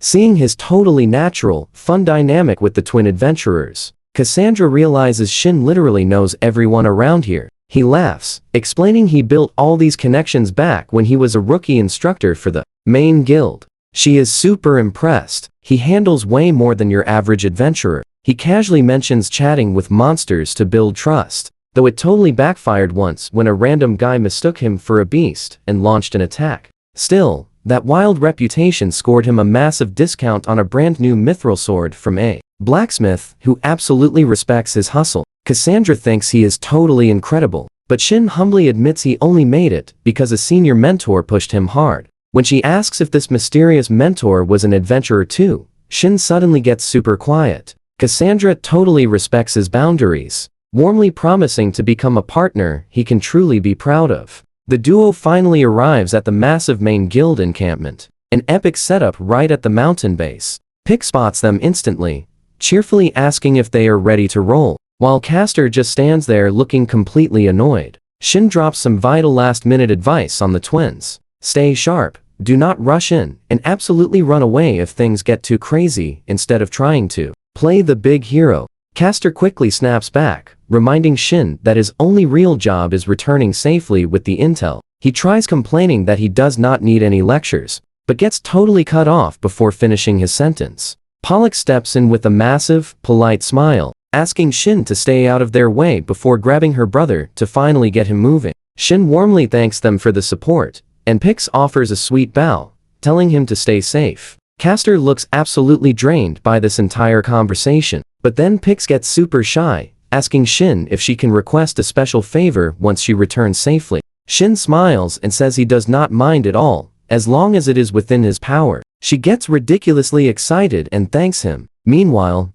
Castor totally loses his mind in the background, yelling about the classic romance tropes she is creating. And with that, the dynamic duo dashes toward the mountain. Watch this part closely. Shin stares after them, honestly wondering if those wild twins are actually going to be okay out there alone. Cassandra totally reassures him. She explains the twins are leagues above normal C rankers, thanks to their insanely unique skills and perfect team synergy. Shin sounds super curious about those rare skills, but quickly suggests she should just ask them directly later on. He figures it is finally time for them to head out and conquer their own mission. Shin takes a quiet second to breathe before moving out. He playfully pokes little Lime with the stick, asking if anything weird has happened lately. Lime immediately starts complaining about the crazy vibes. Apparently, huge groups are appearing, and those creepy pig devils are busy digging mysterious holes everywhere. Lime snuggles right up against Cassandra, completely stressed out. The poor slime says the home invasion anxiety is literally causing its perfectly smooth skin to break out. Shin tries calming the little guy down. He explains that while the guild prepares for a massive hunt, the slimes hiding safely in the shadows should be totally fine. You see it too, right? This really bothers Shin. He realizes pig demons are definitely not known for digging holes. He has never heard of those brutes being smart enough to organize that kind of labor. Cassandra looks completely overwhelmed and flustered, while the little slime desperately demands Shin's attention. The little slime insists it has a massive secret to share, while Shin just stares blankly at Cassandra in absolute disbelief. Cut back to Pix out in the wild with her brother, pointing bravely toward the mountain. She tells him she honestly feels super lucky, even though wicked goblins destroyed their village and forced this adventurer life on them. Things somehow worked out. Castor stays laser focused on the battle, cleanly slashing an ORC while remembering the past. He knows perfectly well that both siblings were born with incredible skills, so surviving and making money was never actually their biggest problem. Pix blasts a massive burst of wind magic, recalling her darkest days. Back then, she felt like her entire life had completely lost its meaning. But Shin was the one who finally gave her a reason to keep fighting. She remembers the exact moment he patiently taught her sword techniques. He never looked at her with pity or treated her like a broken orphan. Treating her like a genuine adventurer totally changed her entire world. Pix realizes his inspiring words still fuel her drive today. Meanwhile, Castor suddenly notices she is badly scraped up and points out her injuries. So what do we take from this? She just wants to make Shin proud today, warmly thanking her brother for always having her back. Castor simply smiles, saying he totally gets her feelings, but then brings up what happens once they return,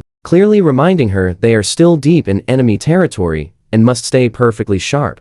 But right before Pix can even agree, stick with me here, because things are about to get absolutely wild. A sudden, heavy noise echoes everywhere, catching them completely off guard as they look up to see a massive horde of angry boar demons charging straight out of the dark cave. The sheer volume of monsters is completely overwhelming. For a second, the two of them just stand there, entirely frozen in pure shock. Pix quickly summons the wind to help out, but Castor spots the extreme danger and screams for his sister to get back. Meanwhile, Shin feels frustrated since way too many people are around for his bats to track anything, while Cassandra nervously wonders if leaving the guild staff so angry was smart. Shin insists they definitely could not risk 2 lives like that, especially because he is still completely stuck thinking about those weird boar demons. Lime mentioned? Shin pushes forward, quickly reminding Cassandra that she was the one sensing danger. He says there is literally 0 point in being a team if they avoid moving right now.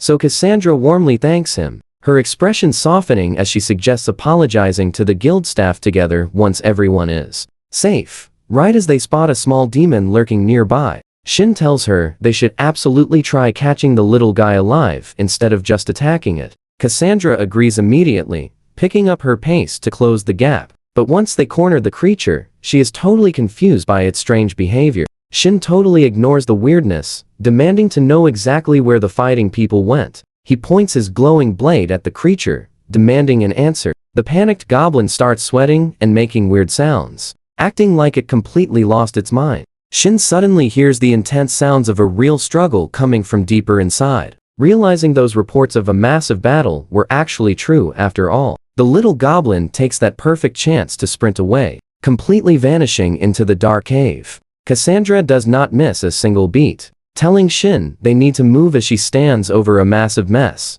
Now watch closely, because things are heating up. Shin cannot believe her amazing speed, but further in, Castor is caught in a desperate fight, shielding himself from charging ugly pig demons. Pix bravely rushes into the total monster chaos, yelling at the absolute top of her lungs. The two siblings end up completely surrounded, and Castor frantically asks exactly how many more of these guys they must fight. Pix admits the monster waves simply will not stop coming. Castor is already out of breath, but heroically tells Pix he will create a clear opening for her quick escape. Pix is definitely not having any of that, snapping back at him for suggesting something foolish. But right before they can even argue, a huge monster gets in Castor's face. He tries saying something, but Pix just screams for her brother as he barely manages to raise his shield in time. He truly knows he is in a terrible spot, realizing that if this brutal fight keeps going like this, neither of them will make it out. The massive ORC swings down hard. Castor nervously prepares for the worst, deciding he absolutely has to at least save his little sister. I know what you're thinking. Suddenly, a dark blur flashes past, blasting through the monsters, leaving Castor completely shocked. Shin steps out in front with his glowing blade ready, asking if they are okay before confidently telling them to leave the rest of the fight to him. Shin firmly stands his ground, yelling at the monsters to back off right this second if they do not want to get completely wiped out. The ORCs simply do not care, raising their heavy weapons and growling about how they will crush the humans. Shin instantly realizes that talking is definitely not going to work. He seriously wonders if they even understand him, or if they are even acting on their own will. He looks down at his blade, realizing just how amazing this missile really is. But wait, he has a much better idea. He kneels, telling Pollock he is borrowing her staff. She quickly says okay, and Shin prepares to test something entirely new. He confidently tells Lime to handle two of the monsters while he takes the lead. Lime is absolutely all over it. Shin stares down the massive horde, swinging the staff to unleash an epic windblade. The magic is incredibly sharp, instantly blasting an ORC away. He keeps the incredible momentum going, calling out to the wind and letting raw energy swirl completely around him. He easily defeats every monster in the area while the stunned siblings watch from behind. He looks closely at the staff, thinking that with this insane level of power, he might actually be able to hold his own against a true gift holder. Shin stands there with wide eyes, finally putting the puzzle pieces together about who Cassandra truly is. Cassandra calmly walks up, mentioning she did not even get a chance to help out. Shin casually brushes it off, saying if that is the best those things can do, it is no big deal. But he openly admits the strange way that RC was moving felt completely off. Cassandra totally agrees, saying her special gift did not pick up a single thing from it, making Shin realize something much worse is probably going on here. So what do you and I make of this mystery? Shin has a really bad feeling. He checks on the completely drained Pix, who opens her eyes, asking if she is dreaming. Let's jump right in. Shin tells her this is real, handing over a drink and telling her to finish it. She takes a tiny sip, making a face, saying the absolutely awful flavor proves she is completely wide awake. Seeing her complain a bit actually makes Shin smile, relieved to know she is finally safe. Suddenly, she completely loses it, grabbing him in total panic to ask if her brother got hurt while she slept. But Castor, her brother, is actually doing perfectly fine. He is standing right nearby, totally starstruck, calling Cassandra a beautiful red-haired angel. Shin smiles and tells them they only survived in time because those two bravely held their ground so incredibly well. Pix bows down super low, deeply thanking them, while her brother just stands there blushing. Cassandra softly mentions she is just genuinely glad they arrived to help. Shin praises them for doing an amazing job surviving, and Pix looks up at them with total respect. Then Shin explains they need to head back right away so they can report everything directly to headquarters. Pix is completely fired up, proudly declaring they definitely will not fall for the same trick again. She forcefully drags her brother away, but he remains completely starstruck, staring back at Cassandra like she is a literal angel. Once they leave, Shin suggests they carefully scout the surrounding area, Cassandra suddenly calls out for Yuya, and immediately the slime starts bouncing, warning Shin about something nearby he really needs to see. Shin follows the slime to a small cave opening. Now watch closely, because when he looks inside, his face completely drops at what he actually sees. He does not waste a single second, sprinting straight to the back of the cave toward a heavy figure slumped on the ground. Shin yells out for Schwain, finding the giant ORC warrior sitting there completely covered in nasty bruises and deep cuts. Cassandra points out the strange guy they found, and Shin's eyes go super wide, realizing it is that exact gift bearer he met earlier. Beside the ORC warrior Schwain, the slime looks up at Shin, begging him to use his awesome powers to heal the big guy's injuries. Shin casually mentions he cannot fix absolutely everything overnight, which makes Cassandra completely flip out since they are supposed to be hunting pig demons. But Lime explains, the poor ORC was actually jumped by a whole group of them, just like his own bad experience. Shin decides he is going to help anyway, warning Cassandra to stay ready just in case the ORC tries anything sneaky while he works. She cannot believe this, yelling that the creature is literally their sworn enemy. But Shin explains that since the painful wounds came from its own kind, Lime really felt they had to step in. He guesses the little slime just took major pity on someone surviving the exact same awful mess. Plus, he points out that if they save the beast, they might actually score some highly useful intel going forward. Cassandra finally gives in with a heavy sigh, admitting she lacks options, thinking they might genuinely be able to talk things out with this tough warrior. Shin smiles, thanking Cassandra for agreeing, while she admits she would call anyone else totally insane for suggesting this. But since they are loyal partners now, she fully trusts his crazy call. This makes Shin rub his face and laugh, saying, hearing her say that feels wonderfully embarrassing. He quickly gets his head in the game, confidently announcing it is time to work. So Shin focuses his massive energy right on the ORC, commanding his power to heal the guy's injuries. The magical light hits Schwain's chest, glowing absolutely like crazy. You and I both know healing takes time, but Cassandra stares in total shock, shouting that her own magic could never work this fast. She just keeps watching, amazed, mentioning she has never seen anything like it and wondering if this is another hidden gift. The massive ORC starts to groan loudly and finally opens his eyes, looking incredibly dizzy as he stares at the two standing there, clearly struggling to figure out who they are. But Lime starts happily bouncing around right away, promising Schwain that these heroes are not bad people. Schwain tells Lime he has absolutely no clue what the slime is babbling about, but then he looks at Shin, asking if he is the exact same guy who helped before. He warmly turns back to the happy slime, giving a quick thanks, calling him a little guy. Then Schwain admits he somehow knew Shin would eventually show up, even though this makes twice, the human had to step in and save him. Shin just flashes a small, friendly smile, saying he definitely never expected them to actually cross paths like this again. But the proud ORC's warrior spirit kicks in. He points aggressively at Cassandra, asking if she is with Shin, demanding they start their rematch immediately. Schwain quickly stops himself though, saying he cannot stand fighting to a bitter end while owing a heavy debt. So, he demands Shin ask for literally anything as fair repayment. He insists that once the debt is fully cleared, Shin must keep his promise for a real fight, leaving Shin totally confused why he is so obsessed with battling Cassandra. Cassandra simply asks what the deal is, so Shin explains, the ORC just wants to finish their battle, and honestly, you're going to want to see how this crazy rivalry unfolds. Stick with me here. She looks super annoyed, doubting Shin can actually get any real info from this guy, but Shin promises to try his absolute best. Shin sits down and cuts right to the chase, asking Schwain exactly why those other ORCs were trying to take him out in the first place.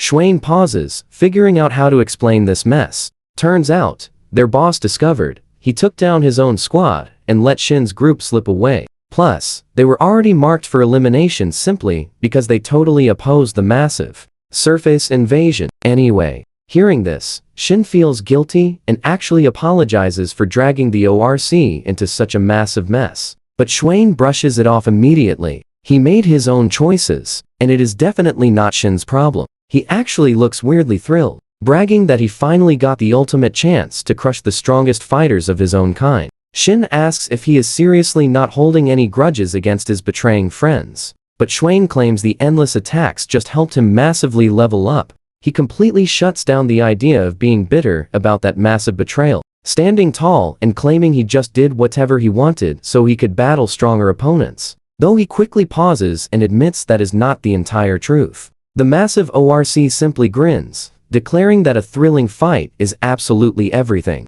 So, he eagerly offers to help Shin's crew crush the boss. But then he complains about how Shin's brother handles things, leaving Shin completely baffled about where this random talk of a brother is even coming from. Totally thrown off, Shin asks if the enemy leader is actually his brother. He also remembers Swain mentioning some kind of crazy special power. Now, pay close attention here. The ORC just laughs, pointing and saying Shin is smart like his brother. Swain gets right in his face, claiming they share the exact same twisted look. This hits Shin hard, realizing this guy has an identical power, giving absolute orders to anyone he has previously crushed. Even though this brother is physically the weakest fighter around, his pure genius completely makes up for it, letting him rule the entire tribe. Swain mentions the brother actually bragged about letting someone escape to lure humans inside, though the ORC admits he never really understood that grand invasion plan himself. Shin's eyes go totally wide. He begs Swain to repeat that, realizing this entire situation is massively worse than expected. Pure panic hits him, wondering if their entire squad just walked straight into a massive ORC trap. The guild clearly has zero clue about this genius leader, and Cassandra instantly realizes their huge assault mission is about to crash hard. Shin keeps it real, warning Swain they will fight his brother and might even destroy him completely. He seriously asks if the ORC is okay with that. Swain looks absolutely freezing cold, declaring he has zero reasons to protect his brother anymore. He basically gives Shin the green light to unleash everything, because for ORCs, raw power is all that actually matters. Shin just nods, totally understanding this brutal deal. You and I know time is up. Shin sprints fast, yelling at Cassandra and Lime to move out immediately because everyone is trapped. While sprinting away, Cassandra demands to know if he found useful info. Shin calls the leader the absolute worst kind of monster, saying they must talk while running because their time is completely running out. Meanwhile, deep inside the dark caves, Jason and the Golden Fleece Knights are pushing forward after recklessly taking on the guild's massive job. They are currently pushing directly toward the spot where they believe the main ORC force hides. Jason completely loses his cool, screaming about how long this is taking. He is deeply stressed that dragging their feet means someone else wins. Adelanti tells him to relax, refusing to be reckless when they have zero clue where an attack might strike. Though she seems incredibly frustrated, Jason points at the ceiling, sarcastically telling her to ask a bat for directions. He starts trash talking, questioning if she is even a real hunter without animal tricks. She violently snaps back that talking to random bats is impossible, unless it was literally a childhood pet of hers. This is absolutely ridiculous. Jason starts regretting things, realizing that if Shin were still around, they wouldn't face this disaster. Medea tells him to chill out, but Jason cannot stop obsessing over the fact that he personally wanted Shin kicked out originally. Medea brutally reminds him that he was the exact guy calling Shin completely useless. So Jason violently snaps back, asking if she is seriously blaming him for everything. He totally deflects, claiming if Shin was actually reliable, they never would have banished him. He gets completely worked up, swearing his squad is peak B rank. He tells the girls they must completely prove themselves right now to finally advance to a rank. And trust me, Jason swears he won't lose, especially to Shin. Stick with me here. He knows they lack intel right now, but with pure muscle. This guy actually thinks he is the absolute main character. Then we have Adelant, the lightning fast hunter. Just C rank, sure, but she is essential right alongside Medea. Their epic mage packing absolutely massive magical firepower for the squad. Rounding them all out is Theseus, the fierce beast killer paladin who just successfully hit B rank status. Jason proudly brags they have 4 heavy hitters with combat gifts. He knows Shin partnered up with Cassandra, that fierce demon woman, but acts like it means nothing. Theseus is feeling completely confident right now. She claims there is zero chance they lose a head-on fight. Jason arrives at the massive fortress under heavy siege, demanding a quick status update just as an archer suddenly spots him and screams out his name. Medea notes they are severely struggling to capture the stronghold. The archer adds that while some squads pushed inside, They are currently totally pinned down. Now watch this part closely. A massive ORC boss suddenly crashes into the fight. Someone nervously asks if that is their guy. Jason just grins, claiming real heroes need fiery trials. He initially thought they were late to the massive party, but now fully believes fate is on his side. He orders the team to destroy this monster and celebrate Golden Fleece's epic fresh start. Jason loudly yells for absolutely everyone to listen, ordering the other fighters to step back and leave the battlefield entirely to his elite group.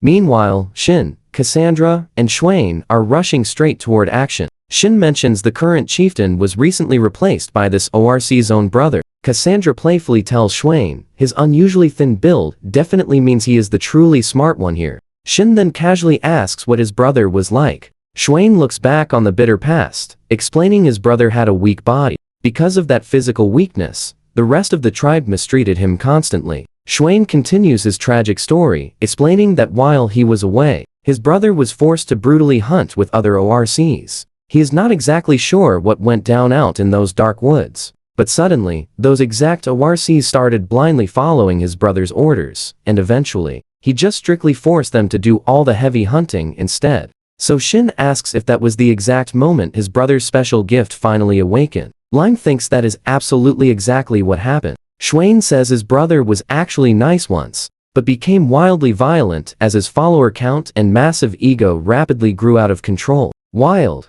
right? His awakened power lets him force absolutely anyone he defeats in battle to obey his every single command. It did not take long to grow incredibly powerful, so he easily took absolute control of the tribe's previous chieftain. But his dark ambition did not stop there. He eventually started plotting to fully conquer the entire surface world. Swain says he tried to stop him, knowing deep down the outside world was massive. Shin quickly realizes this severe disagreement caused the brothers to violently clash, causing exile. He tells Shin not to look so terribly depressed about it, and Lime cheerfully adds it is the only reason they were able to reunite. Swain actually sounds remarkably positive, claiming he is genuinely glad he gets to fight the former chief with everything he has got. So it has not been entirely bad for him. Shin and Lime smile along, but Cassandra abruptly cuts the wholesome mood and sharply tells them wait. She intensely explains the guild still falsely believes the current chief is the strongest ORC, so even if they wipe out these current forces, a surprise ORC invasion while dropping their guard would be totally devastating. Shin agrees, and Swain fiercely insists they must eliminate the true chief. Meanwhile, back at the fortress, the massive ORC army completely swarms the battlefield in pure chaotic madness. It is absolute total war out there as Jason loses his cool, furiously yelling about why they cannot smash through these weak enemies when they literally brought extra backup for this mission. Medea screams his name as deadly arrows fly absolutely everywhere. Jason angrily yells back that he is already handling it, violently barking at Theseus to stay out of the direct line of fire. She desperately tries explaining that is easier said than done, while Adelant gets brutally caught in the chaotic mess, crying out as relentless heavy attacks just keep coming. Jason rapidly starts loudly swearing because everything is quickly falling apart. He fiercely orders Theseus to focus purely on healing, while she heavily panics in the middle of the chaotic carnage. Jason is truly losing it. Sweating bullets, he bitterly curses how painfully slow everyone is at reading the situation. Things are getting so terribly bad. He actually admits Shin would have done a better job here, angrily swinging his heavy sword at the next incoming wave. He is completely fed up with how these annoying ORCs keep charging forward one after another, like there is literally no end. Medea frantically calls out to him while prepping her massive spell, and Jason furiously yells back for her to unleash it. He is fully ready for whatever she drops next. She unleashes a massive magical blast, violently ripping straight through the chaotic battlefield, clearing a huge path through the monster horde in one shot. Jason tells her she did an epic job, but there is zero time to relax, and that is where we leave it. He orders a reckless charge to exploit the opening, ignoring Theseus crying, "Trust me, you will want to see what happens next. Alright, stick with me here." He just yells at her to heal up quickly and provide backup, ditching the squad to sprint straight toward the entrance of the next wild zone. Jason takes the lead, loudly ordering everyone forward, with Medea sticking right behind his heels. He locates the rest of the crew, quickly checking if they are still standing. He promises to protect them, and these soldiers look absolutely terrified. Honestly, they are just incredibly relieved he finally made it to the rescue, but that relief fades fast. Right in front of them stands a giant ORC warrior towering over defeated fighters, looking like an absolute walking nightmare. Jason orders the exhausted soldiers to focus entirely on protecting media. He questions if they caused that huge earthquake earlier, reminding the squad that he is counting on them to stay totally alert now. Sweating heavily, Jason glares at the towering monster, quietly wondering if this absolute beast is actually the main boss of the zone. Schwain just stands there like a pure menace, gripping a massive, cracked sword that has clearly seen way too much brutal combat. Jason hypes himself up, swearing to defeat this villain no matter what happens. He is completely determined to finally become a true hero, so he dives straight into the chaos,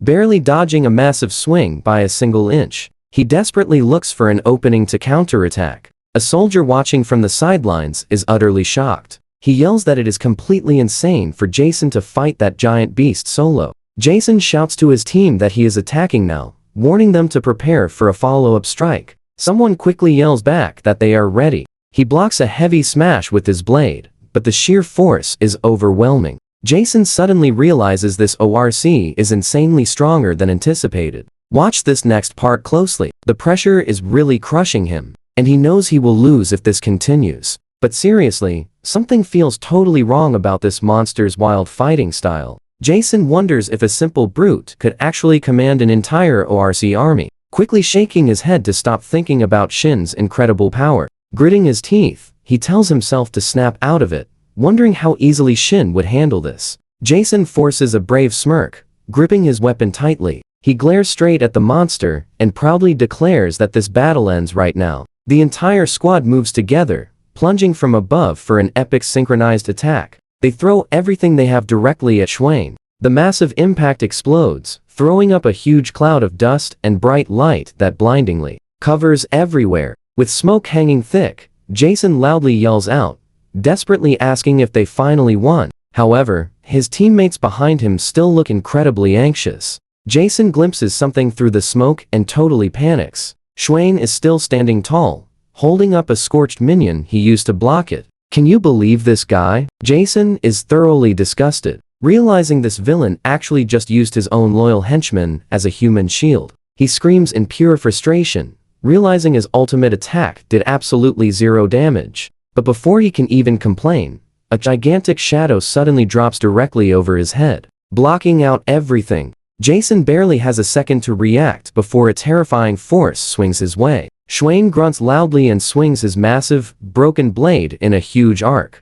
The wild power behind it is legendary, slicing through absolutely everything instantly. Medea just stands there shivering, going completely pale as she begins breaking down. She is so terrified that she cannot even speak a word. Jason lunges forward with all his strength, screaming for his counter to hit perfectly in time as a giant blade flashes through the air. It strikes him squarely in the chest, armor shattering as he takes a brutal blow. Medea just stands entirely frozen, watching the horrifying impact happen in slow motion. She is too stunned to move, desperately screaming Jason's name as he heavily collapses onto his knees, completely battered upon the freezing dirt. Jason just kneels there, totally wrecked and heavily injured, sadly wondering how his epic journey failed so badly. But Medea keeps shouting his name while he spirals. He was supposed to be a legendary hero, but got wrecked by mere ORCs. The towering boss looms over them as Jason realizes their whole defense line has completely failed. Using what little strength he has left, he looks up, urgently telling Medea she must run away and save her own life. Schwain lifts a gigantic slab of stone to finish both of them off. Jason just watches it fall, sadly wondering why everything has to end today. Suddenly, Shin jumps in and powerfully blocks the strike. He loudly scolds Jason, asking what he is even doing. Shin slashes straight through another enemy, blocking his path, absolutely never slowing down for a single second as he, Cassandra, and Lime sprint across the entire battlefield to rescue everyone before it is completely over. Shin asks if that huge earthquake was Medea's magic. Cassandra shouts that they are close and really need to hurry, pointing the way forward. Spotting a bright flash up ahead, they wonder if it is the exit. Without hesitation, the fearless group just charges directly into the light. Shin breaks through, but completely loses it, seeing Jason slumped helplessly on the ground, looking terribly wounded. Medea is right beside him, completely panicking, while she desperately screams for Jason to wake up. "Trust me, you're going to want to see this." Shin has zero time left, so he lunges at the giant monster, yelling for it to eat his blade. "Stick with me here." Swain barely raises his massive stone sword to block the hit. Shocked that someone actually blocked him, Shin quickly tells Cassandra and Lime to handle the backup squad. They cheerfully reply that they have it completely under control right now. So, while Shin focuses entirely on the big guy, Cassandra and Lime boldly stand their ground against the massive ORC army. Swain tells Medea he has waited for a chance to battle her, and she calmly admits he is a worthy opponent. Shin rushes over to check on Midra, asking if she is okay, while Medea just stands there, frozen in complete shock. Medea recognizes Lime and asks why Shin is even here, but the cheerful slime simply says he is helping because Shin asked. Swain completely loses it, screaming about destroying every human in sight, demanding Shin get out of his way before he falls.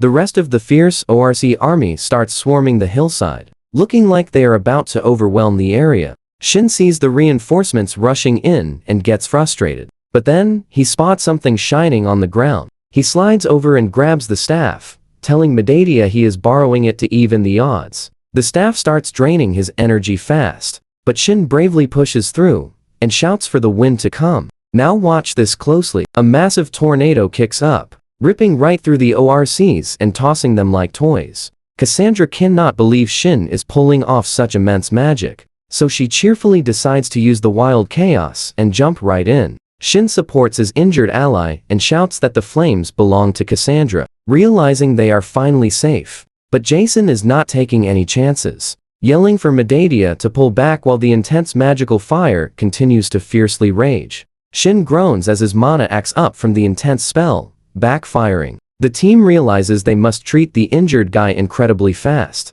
Jason rushes over, asking Medea if she caused those flames, before freezing in absolute total shock at seeing Shin standing there. Odilanta and Theseus show up exactly when Jason needs them most, though they immediately point out how bad the situation actually looks. Shin explains that the slime powers managed to stop the injuries, but now he is totally drained of all his magical energy. With the pressure mounting, Jason looks over and gently asks Theseus if she is actually ready to handle the fight. While they catch their breath, Jason looks around at his gathered team and urgently asks what the tactical situation is like on the rest of the field. Word comes in that the rear is secure, meaning their main focus now is providing essential support straight from the inside. So, Elenta notes that everything totally depends on getting backup to the duo currently fighting out front. Shin totally agrees. He tells the group they must track down the ORC commander immediately, right? As Medea curiously asks if Shin is actually the one in charge here,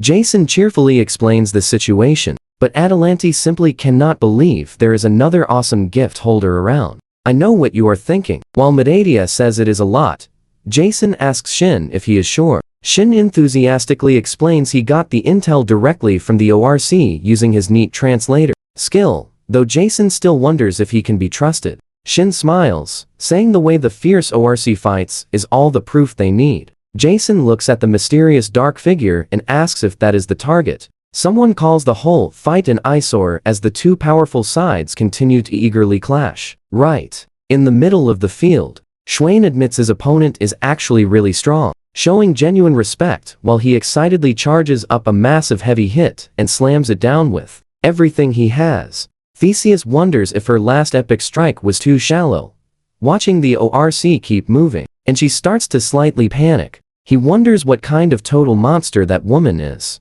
realizing things are looking incredibly bad for him. The panicked ORC units are totally losing it, screaming at their archers to shoot the human girl and eliminate the traitor along with her. In the middle of the intense chaos, Shin eagerly scans the battlefield, spots his main target, and yells out that he found him. Shin immediately calls out for Adelanti to get ready, and she confidently gives him the green light as she moves into position. He points straight at the ORC holding the skull staff and confidently asks if she can take him down, right from where they stand. Adelanti does not overpromise and simply says she will try, focusing entirely as she draws back her bow and locks onto the target. She lets the arrow fly. It zips through the air and catches the ORC commander completely off guard. Before he can even react, Shin sees the awesome hit and gets excited, asking if they managed to take him down. But Atalante is already quietly shaking her head. The ORC commander hits the dirt, injured and completely shocked that anyone actually had the sheer guts to aim for him directly. Atalante looks pretty disappointed in herself and sadly says she messed up. But Shin just cheerfully smiles and tells her she did fine, because the guy is definitely wounded. Shin powerfully uses this opening to rally everyone, enthusiastically yelling for the whole group to charge the commander now that he is completely exposed. That is where we leave it. The commander loses his mind, screaming for his soldiers to protect him. Come along with me. The human soldiers are cheering wildly, completely amazed they defeated a gifted fighter. Meanwhile, the remaining ORCs just stand around, sweating and looking totally confused. When the dust settles, Shin spots the commander twitching and asks why that guy is suddenly moving again. But bold Cassandra is already diving from above. She shouts that she is ending this right now, bringing her sword down with a huge, flashy strike that slices straight through him. Landing perfectly as the commander finally collapses, she triumphantly raises her weapon high, joyfully announcing to the entire battlefield that the villain is bested. The human troops catch an energetic second wind. The veterans rally everyone to chase the stragglers, while the youths happily charge ahead. They completely overpower the remaining ORC forces as those guys clumsily retreat. When things finally calm down, Cassandra happily calls Shin. He turns and cheerfully asks if everyone has a quick moment to chat. But that sneaky ORC commander survived everything. He is actually slipping into the dark tunnels, totally baffled by his epic failure. Taking out the mage was supposed to mean victory. He keeps angrily wondering why Shin ignored absolutely everyone else just to come straight after him. He guesses the boy must possess some incredibly mysterious powers, like his. Although fuming, he feels pretty clever about swapping himself out with the fake Deeker during the wild, messy confusion of the big battle. Now, pay close attention here. Things get crazy. He plans a big comeback, thinking he can totally regroup and strike back since his epic powers can still easily handle a few humans. The one thing that truly annoys him is his brother Swain. He calls him a huge traitor and totally regrets not forcing the guy into submission when he could. He honestly believed his brother was the only loyal person left. Now, he wonders if Swain is just being super petty about his exile. He feels totally disgusted. His family teamed with rivals, especially after everything he kindly let the guy slide on before. Reaching a doorway, he thinks he made a super clean getaway, letting out a massive sigh of sweet relief. But fierce Cassandra is already standing there waiting. She cheerfully mentions Shin predicted this perfectly, though a modest Shin simply shrugs, joking, it was a lucky guess. Shin smiles, saying it was a really brilliant move to check the guy's face in case he tried tricky stuff. The commander completely panics, desperately wondering how these kids uncovered his secret spot. Recognizing Shin as his clever hunter, he suddenly realizes outsmarting this bright youth is way harder than he ever imagined. Looking up, he spots Cassandra and nervously remembers she bravely held her own against the old chief. She confidently states it is finally over, but the commander is mysteriously distracted by how he understands Shin so clearly. Shin boldly tells him straight up he has 0 soldiers left to hide behind. Realizing Shin is directly speaking to him, he figures this wild luck is his best shot. Since escaping is blocked, you and I know this trick. The commander remembers. Humans are strong but super trusting. He decides his absolute smartest move is playing the innocent victim to survive. Putting on a wonderfully dramatic act, he drops down and loudly begs for mercy. While secretly plotting to defeat them later, he keeps acting, folding his hands and lying about never wanting to cause any of this trouble. He keeps groveling at Shin's boots, dramatically crying about having 0 choice but to follow those orders. Shin simply stares, calmly, suggesting they might actually be alike, mentioning how he was also desperate to survive and did tough things to climb his way up. Shin looks down thoughtfully, asking if this is really just about survival today. Then he asks if the commander can promise to avoid the surface forever. Seeing a perfect opening, the commander hides a sneaky grin, laughing inside about how incredibly easy fooling silly humans is. The big guy keeps groveling, swearing he learned his lesson while secretly mocking their sweet innocence. But confident, Shin just smiles, saying he will share one important secret for his own good. The commander looks completely stunned when Shin cheerfully explains his special magic. Easily reads true inner intentions. Knowing his act is busted, the ORC gets furious, yelling at Shin and wildly lunging forward to strike. But Shin is lightning fast, instantly knocking him out completely before he can even land one hit. Cassandra happily walks over, praising his great job. Amazed this tricky ORC was the actual chieftain, using a clever fake double. Catching his breath, Shin cheerfully admits the guy was surprisingly clever, even though he was never going to be a real threat anymore. So what are we thinking? Cassandra spots Shin's curious look, asking what is up. Stick with me here. You and I are jumping right back in as Shin realizes he and that ORC are basically surviving the exact same way. Cassandra looks him directly in the eye, asking if he is seriously thinking something crazy like that.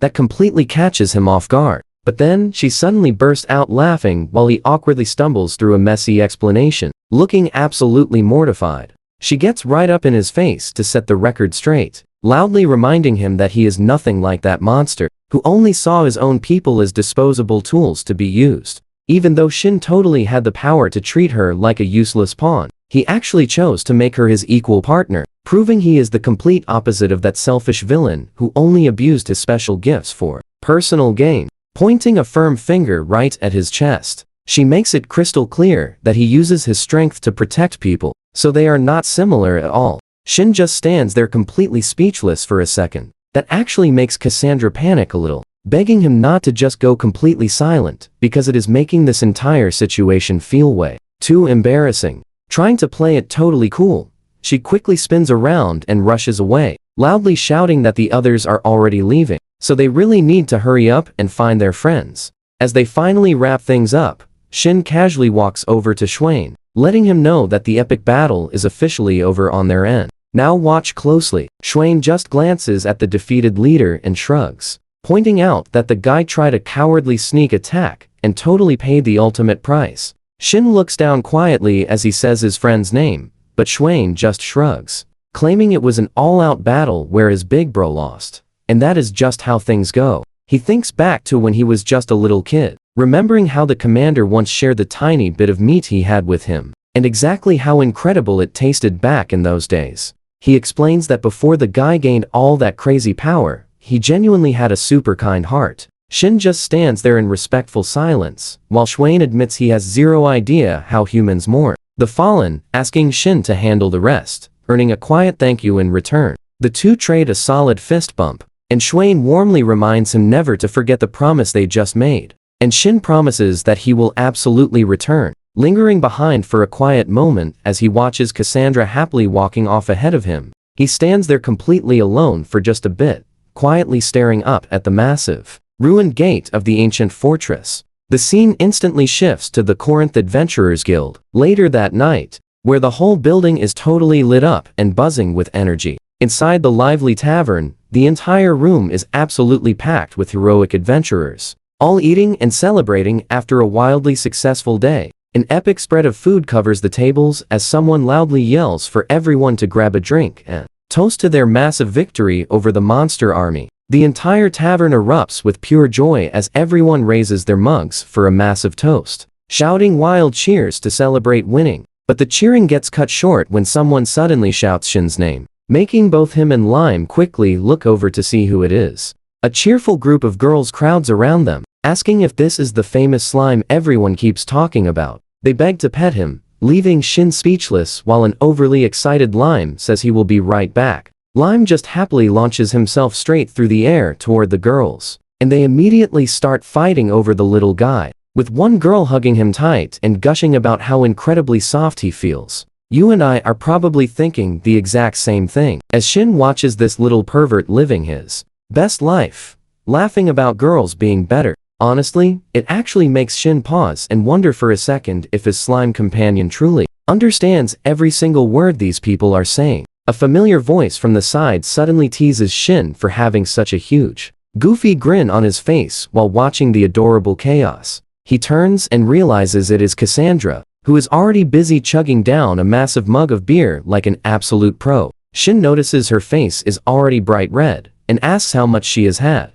But she just softly giggles, saying it is a secret. Then she playfully shoves a full mug right at him, demanding that he needs to start drinking with her too. That catches him totally off guard as he takes the drink, admitting he is super surprised because he never pegged her as someone who liked rowdy, crowded places. Cassandra shyly looks away, quietly mentioning that she actually tried joining a wild party like this once before, only it did not go great at all, mostly because not a single person even tried walking up to talk to her the entire time. Shin just smiles warmly, and tells her it is probably because she is so breathtakingly beautiful, that everyone else was just terrified to approach, making her completely freak out and wildly deny it.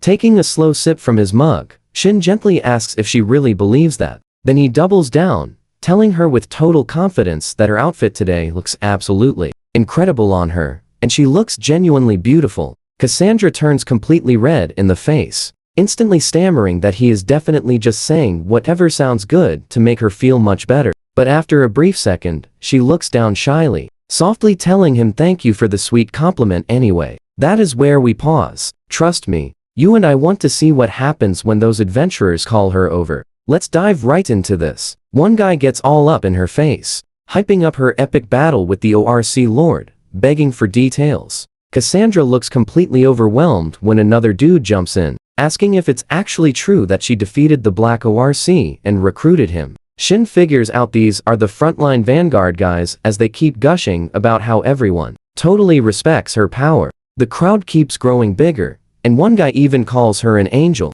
saying she looks super cute when she's flustered. Honestly, this makes Shin feel a bit emotional, seeing how many people genuinely want to hang out with her now. Cassandra totally panics from all the crazy attention, though. She nervously stammers that she has to make her rounds before bolting straight into the crowd. Once she takes off, he spots Angelina nearby looking super uncomfortable while some totally random dude tries hitting on her. So, Shin shouts that he has a mission report for her, handing her the absolute perfect excuse to ditch the guy for official guild work. Angelina lets out a massive sigh of relief and thanks him for the save. But Shin just teases that it's her own fault for being so pretty. Angelina shoots him a sharp look, joking that he probably tells every single girl the exact same thing. She keeps poking at him, mentioning how he was just chasing Cassandra and Pollock, labeling him a total flirt, which leaves Shin completely stunned. She quickly laughs it off and says she's just joking, then tells him she heard how much effort he actually put in,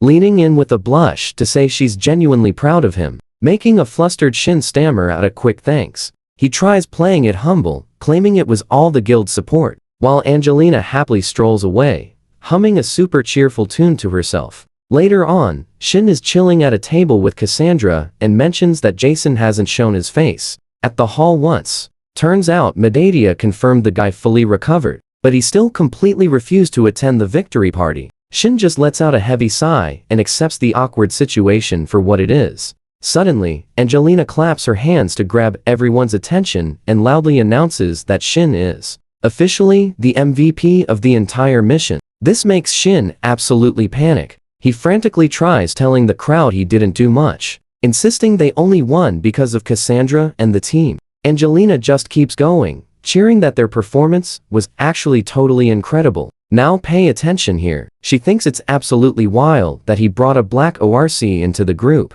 even though Aline found the real chieftain. She jokes that him leading a monster squad makes him look exactly like the legendary S-rank Demon King. This makes Shin totally sweat, telling her she is definitely overestimating him while nervously explaining that he isn't actually their master or anything crazy. He swears that Lime and the ORCs are just helping him out, but Angelina totally doesn't buy it, claiming she isn't overestimating him at all. She steps in closer, telling him straight up that he is truly amazing. She explains how she saw him working insanely hard to get stronger while risking his own life out there. It's all because he spotted the real ORC Lord, and since he won perfectly without leaving any loose ends, she insists it's totally fine for him to flex and brag just for today. She suggests he should go around telling everyone he's the hero who took down the boss, leaving Shin completely speechless. Right in the middle of their chat, Yumi calls out from a distance, asking Angelina for a quick second. Angelina lets out a dramatic sigh, looking pretty bummed since they were just getting to the really good part. So, she leans in super close and whispers to Shin that they should definitely grab a meal together, sometime soon. As she happily runs off, "You and I both know that was way too close." Shin stands there, catching his breath, until Cassandra suddenly shows up, waving her arms and shouting to get his attention. She instantly starts pouting, asking why he didn't call out and calling him totally mean, while an awkward Shin explains he didn't want to get in the way. She gets this super intense look in her eyes, saying, "If it's him, it's totally fine," strongly insisting that they absolutely need to drink together right now. They start clinking mugs, and Shin asks what she's been chatting about. Noticing she's definitely had a few too many drinks already, Cassandra blushes deeply, looking down at her drink, quietly mentioning that she was talking about her hero. Shin smiles and says he totally gets that since everyone has an idol, then asks for the name of the awesome adventurer she's talking about. Pix playfully keeps her hero's name a secret while drinking, but she makes sure to give Shin a massive thank you for saving her life back in that cave. Shin quietly admits that for a second, he truly thought everything was over, but he's just so relieved he made it in time because he was seriously worried about her safety. She looks up at him with massive puppy eyes, looking incredibly touched as she asks if he was genuinely worried about her, and then she absolutely loses it. She shouts how happy she is, tackling Shin so hard he can barely even yell out her name. Pix tightly clings to his chest and apologizes, blaming the alcohol for being super clingy, though she can't help mentioning that he smells really nice. She looks deep into his eyes, wanting to confess something huge, while Shin stands there panicking. "Trust me, you and I are gonna want to see what happens next. Alright, you and I both know a confession is coming." But right as she opens up, someone ruins the mood by loudly screaming her name. It's her brother, Castor, who starts lecturing her about acting properly, bragging that she should rely on him instead of some weakling, only to get totally cut off mid-sentence. Pix furiously calls her brother a massive idiot for ruining such a perfect moment, while Castor rolls around on the dirt, dramatically crying about his shattered shins. Shin actually starts asking what she was about to say before the rude interruption, but he smartly reconsiders and decides that conversation should definitely wait for another time. Pix flashes this absolutely terrifying smile, telling Shin she cannot believe he ignored her just to go hit on other girls, making things even worse by claiming he has some serious nerve, and that she is literally going to destroy him right now. Shin can only nervously sweat and ask why she's mad. He tries explaining that he was not hitting on anyone at all, but he totally slips up, admitting he was just talking to girls instead. Immediately realizing he just made a massive mistake, Pix absolutely loses it, screaming that she is going to beat that attitude straight out of him, turning what was supposed to be a simple mock battle into a brutal, one-sided beatdown that leaves Shin face down on the mat, completely wrecked. Fast forward to the next morning. Shin opens his window wide and takes a quiet look out at the peaceful town, and he starts thinking about Cassandra, honestly wondering why he ever thought he could beat her, but feeling truly glad they are partners through everything. It has been a few days since that crazy ORC riot went down, and the busy guild is finally back to running things normally again. So Shin gets ready to head out with Lime, grabbing a small item and quietly telling himself he should probably bring it along for extra safety. He carefully tucks the item into his gear, genuinely hoping that he will not actually have to use it for whatever challenges come next. Now that the cave path is finally open again, Shin and Cassandra return to make good on their promise. Standing right at the entrance, Shin looks over at his partner and tells Cassandra that he really believes in her strength. Now watch closely.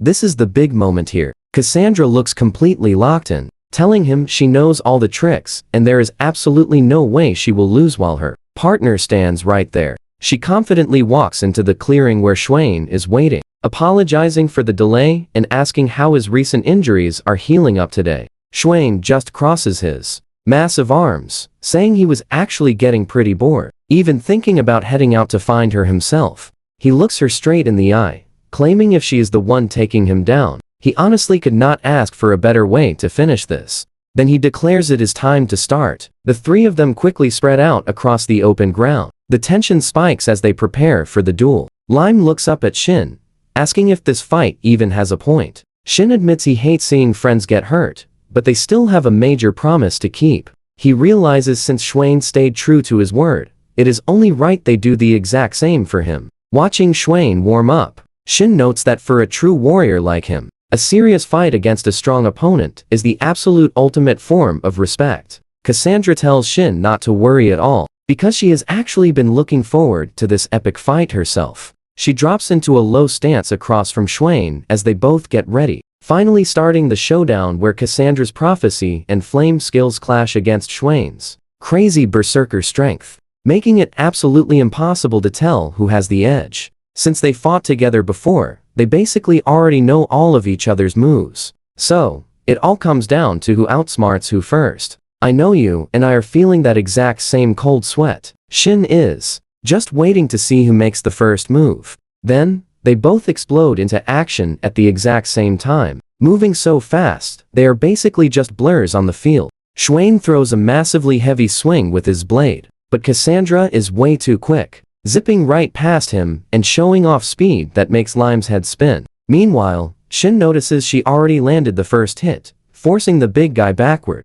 She keeps him totally cornered with the non-stop flurry of strikes, but Shin clearly sees the danger in her push, knowing Swain is about to trigger his berserk mode for a massive counterattack, leaving him anxiously wondering how Cassandra plans to survive this hit. Swain laughs out loud, telling Cassandra she is not bad. He even goes as far as saying if she were an ORC, he would propose to her right then and there. Cassandra just smiles, casually saying she does not understand a single word he says, but she is definitely having the time of her life anyway. She quickly lunges forward to keep the pressure on. Swain never backs down, getting ready to drop a heavy overhead swing on her. The massive blade slams the ground with a huge crash, but it turns out this big guy had a totally different plan in mind. Shin completely loses it, and honestly, you and I did not expect Swain to actually kick his own sword, just to shift its path. Cassandra doesn't even blink. Stick with me here, we're about to witness her absolutely flawless counterattack in this total chaos.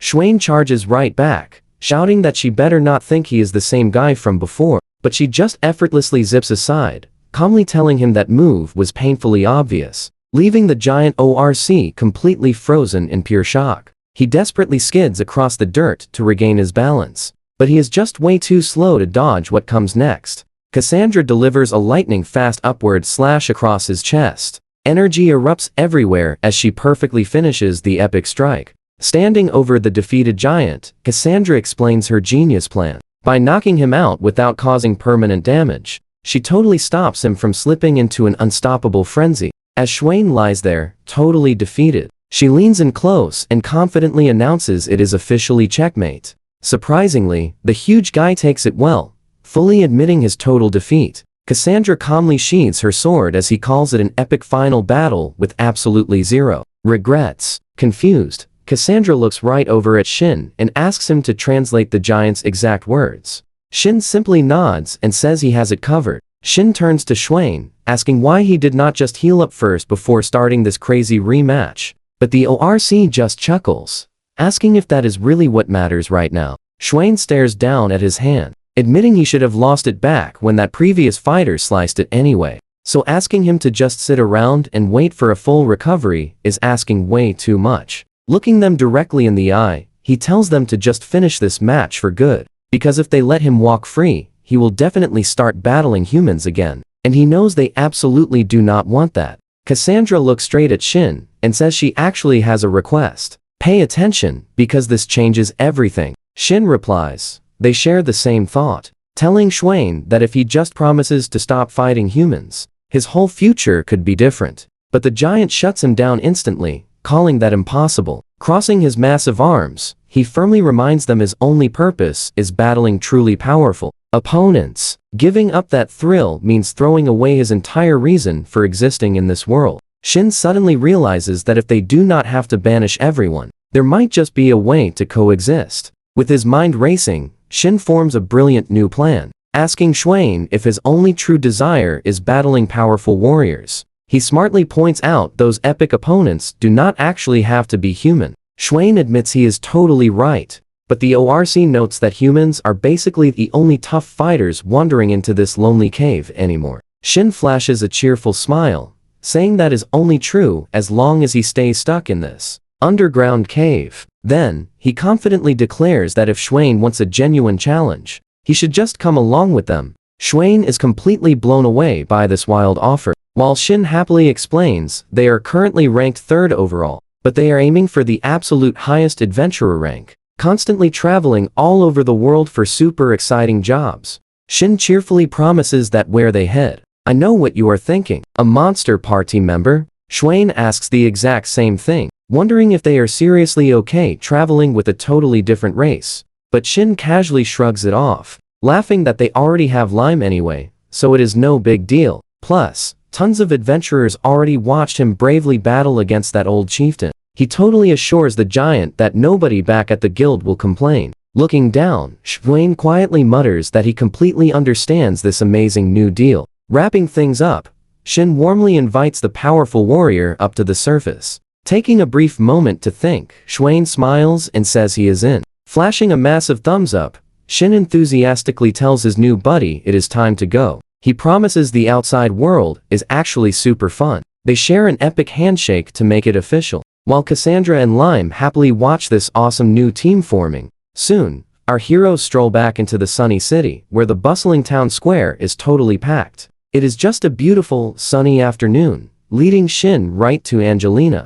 who is looking stunning in some really fancy clothes. She sweetly giggles and calls him early, easily noticing his completely starstruck, shocked expression. Still confused, Shin asks if she is supposed to be working today. Flashing a bright smile, she explains that a nice coworker is totally covering her shift. Blushing hard, Shin blurts out that she looks absolutely gorgeous, admitting he genuinely mistook her for some wealthy noble lady. Angelina instantly gets super shy, softly mentioning that it has been forever since they casually hung out outside the guild. Shin totally agrees, noting she always seemed incredibly busy lately, but Angelina playfully flips the script, warmly telling Shin that he is the one absolutely crushing it since his big recent guild promotion. Getting super flustered, Shin humbly admits the only reason he is standing here today is thanks to everything she and another special mentor taught him. You and I both love a wholesome moment like this. Shin gets nostalgic, while a blushing Angelina remembers their inseparable old days,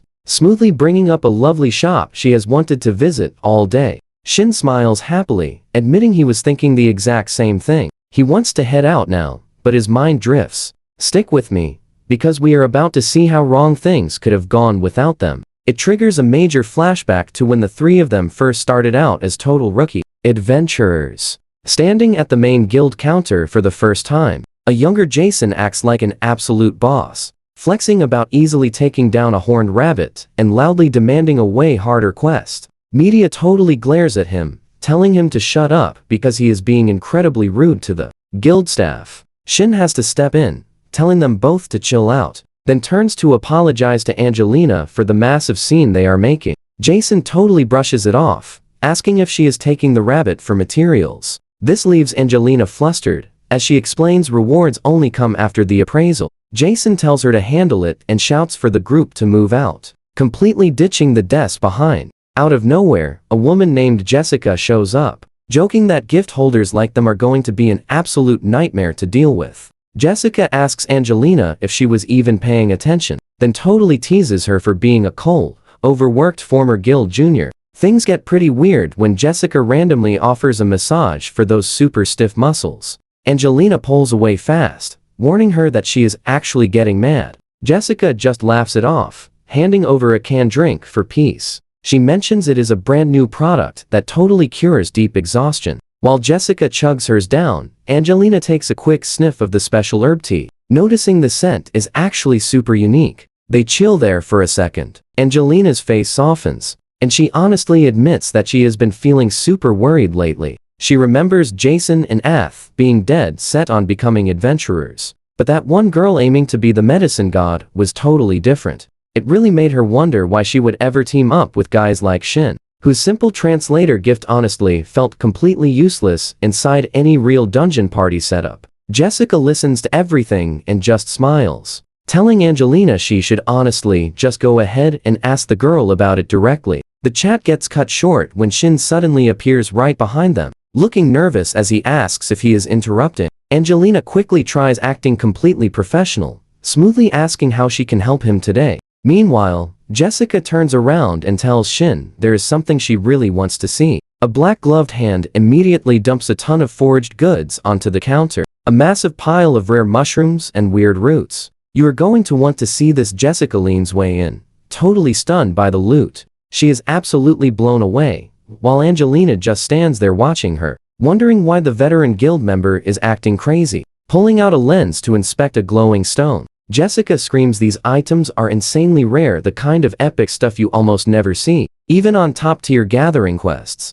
She starts sweating from pure hype, begging to know how he scored this much rare loot. Shin instantly gets defensive, swearing up and down he absolutely did not steal any of it. He reminds them the guild already knows about his unique gift. He explains that wild animals he befriended in the woods literally just showed him exactly where the best spots were. But Jessica isn't completely sold on this being easy, pointing out that his ability actually sounds like a massive hassle. Shin agrees, admitting he can talk to them, but he still has to handle every single negotiation entirely by himself. Thinking it over, Jessica decides they should quickly trade the items for cash, and then immediately get Shin started on his official beginner training. Staring Shin in the eye, she says he had an incredibly lucky start, finishing his very first quest with 0 issues and bringing back a massive bag full of epic rare materials. Jessica honestly wonders if he even needs those beginner lessons at this point. But Shin suddenly looks super serious. I know what you are thinking, he wants to quit. No way.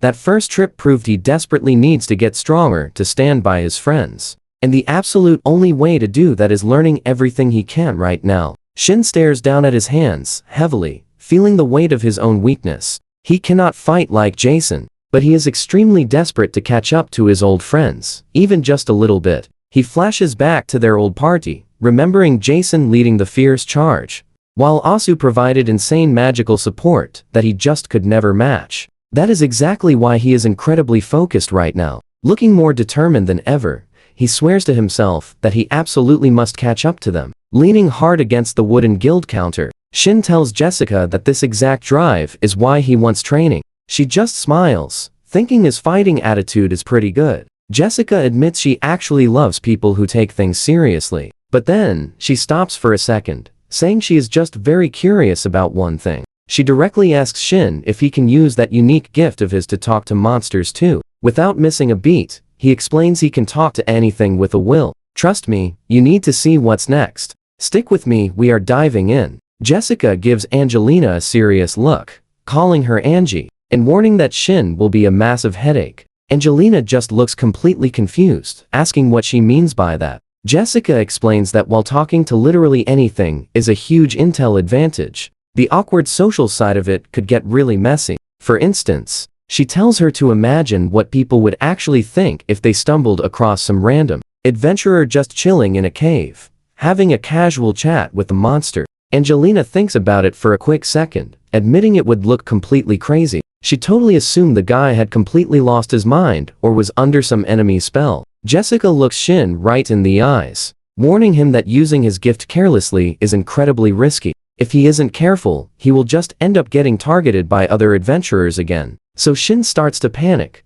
asking what he is supposed to do if his one unique skill just makes him a massive target. Jessica just puts a hand up to calm him right down, telling the guy to relax and actually listen to the rest of what she has to say. She points out that what he actually needs right now isn't more power, but a better reputation. She explains that he really needs to focus on building trust with the guild and the Hitori family. The goal is making as many allies as possible among local craftsmen and merchants. Since Angelina notes there aren't any big jobs for him anyway, Jessica totally agrees, wondering what a rookie could ever really pull off all by himself. Suddenly, Angelina realizes there is a perfect solution for his problem, though she looks slightly worried about whatever crazy scheme Jessica might be planning. Now watch this closely. Jessica gets a totally wild look, telling Shin that she and Angelina will beat every bit of guild and city knowledge right into him. She stands there looking incredibly confident, revealing she is actually a C-rank instructor and wants him to work as her personal assistant. When she asks Shin what he thinks, his eyes completely light up. He immediately jumps at the chance, begging her to let him take the job. The next few weeks turn into a total, absolute blur for poor Shin. He is constantly on the move, running endless errands and spending every single day off following Jessica all over. He ends up hauling heavy gear up mountains and studying until his brain practically spins. He realizes Jessica is a massive slave driver, but she is actually teaching him the ropes and introducing her huge network of valuable contacts. Time quickly flies, and a full year passes by. All the hard work finally pays off as their rank goes up. Shin's reputation grows, and Jason loudly celebrates the party, finally hitting D rank. Jason feels completely full of himself, proudly waving his brand new sword around and bragging about how he will reach top rank in no time. He turns right to Shin, telling him he needs to stop hanging out with weak people and actually start training. But Shin isn't having it. He reminds Jason that his new connections are the only reason that sword exists. Oh watches them bicker and thinks about how Shin's massive growth just means she is going to have even more work. Angelina stands there a second, deciding she is going to respect Shin's wishes for right now. But Jason just is not letting it go. I know what you're thinking, this is messy. He huffs, bringing up a nasty rumor about an adventurer falling in a party Angelina was managing. Shin tells him to shut it, explaining that once you hit D rank, everything gets way harder and tragic accidents simply happen. Jason acts like he gets it for a second, admitting they could get wiped out if they slack off. But then his huge ego kicks back in, bragging that a guy as amazing as him would never, ever screw up. As Shin starts walking away, Jason yells out asking where he is going. Shin just waves him off, saying he is headed to a meeting. The scene then shifts to a bar where Shin is completely passed out next to Angelina. Looks like the guy had a bit too much to drink. He finally wakes up, super groggy, wondering why he fell asleep. Then he remembers Jessica recommended that specific drink and realizes his head is absolutely pounding. He catches the very tail end of a conversation where Jessica is apologizing to Angelina for something bad. He pipes right up, asking the two girls what they are talking about. Jessica keeps going, talking about how a certain party had just made D rank and was super hyped to make real money. She tries comforting Angelina, telling her that the terrible loss was absolutely not her fault.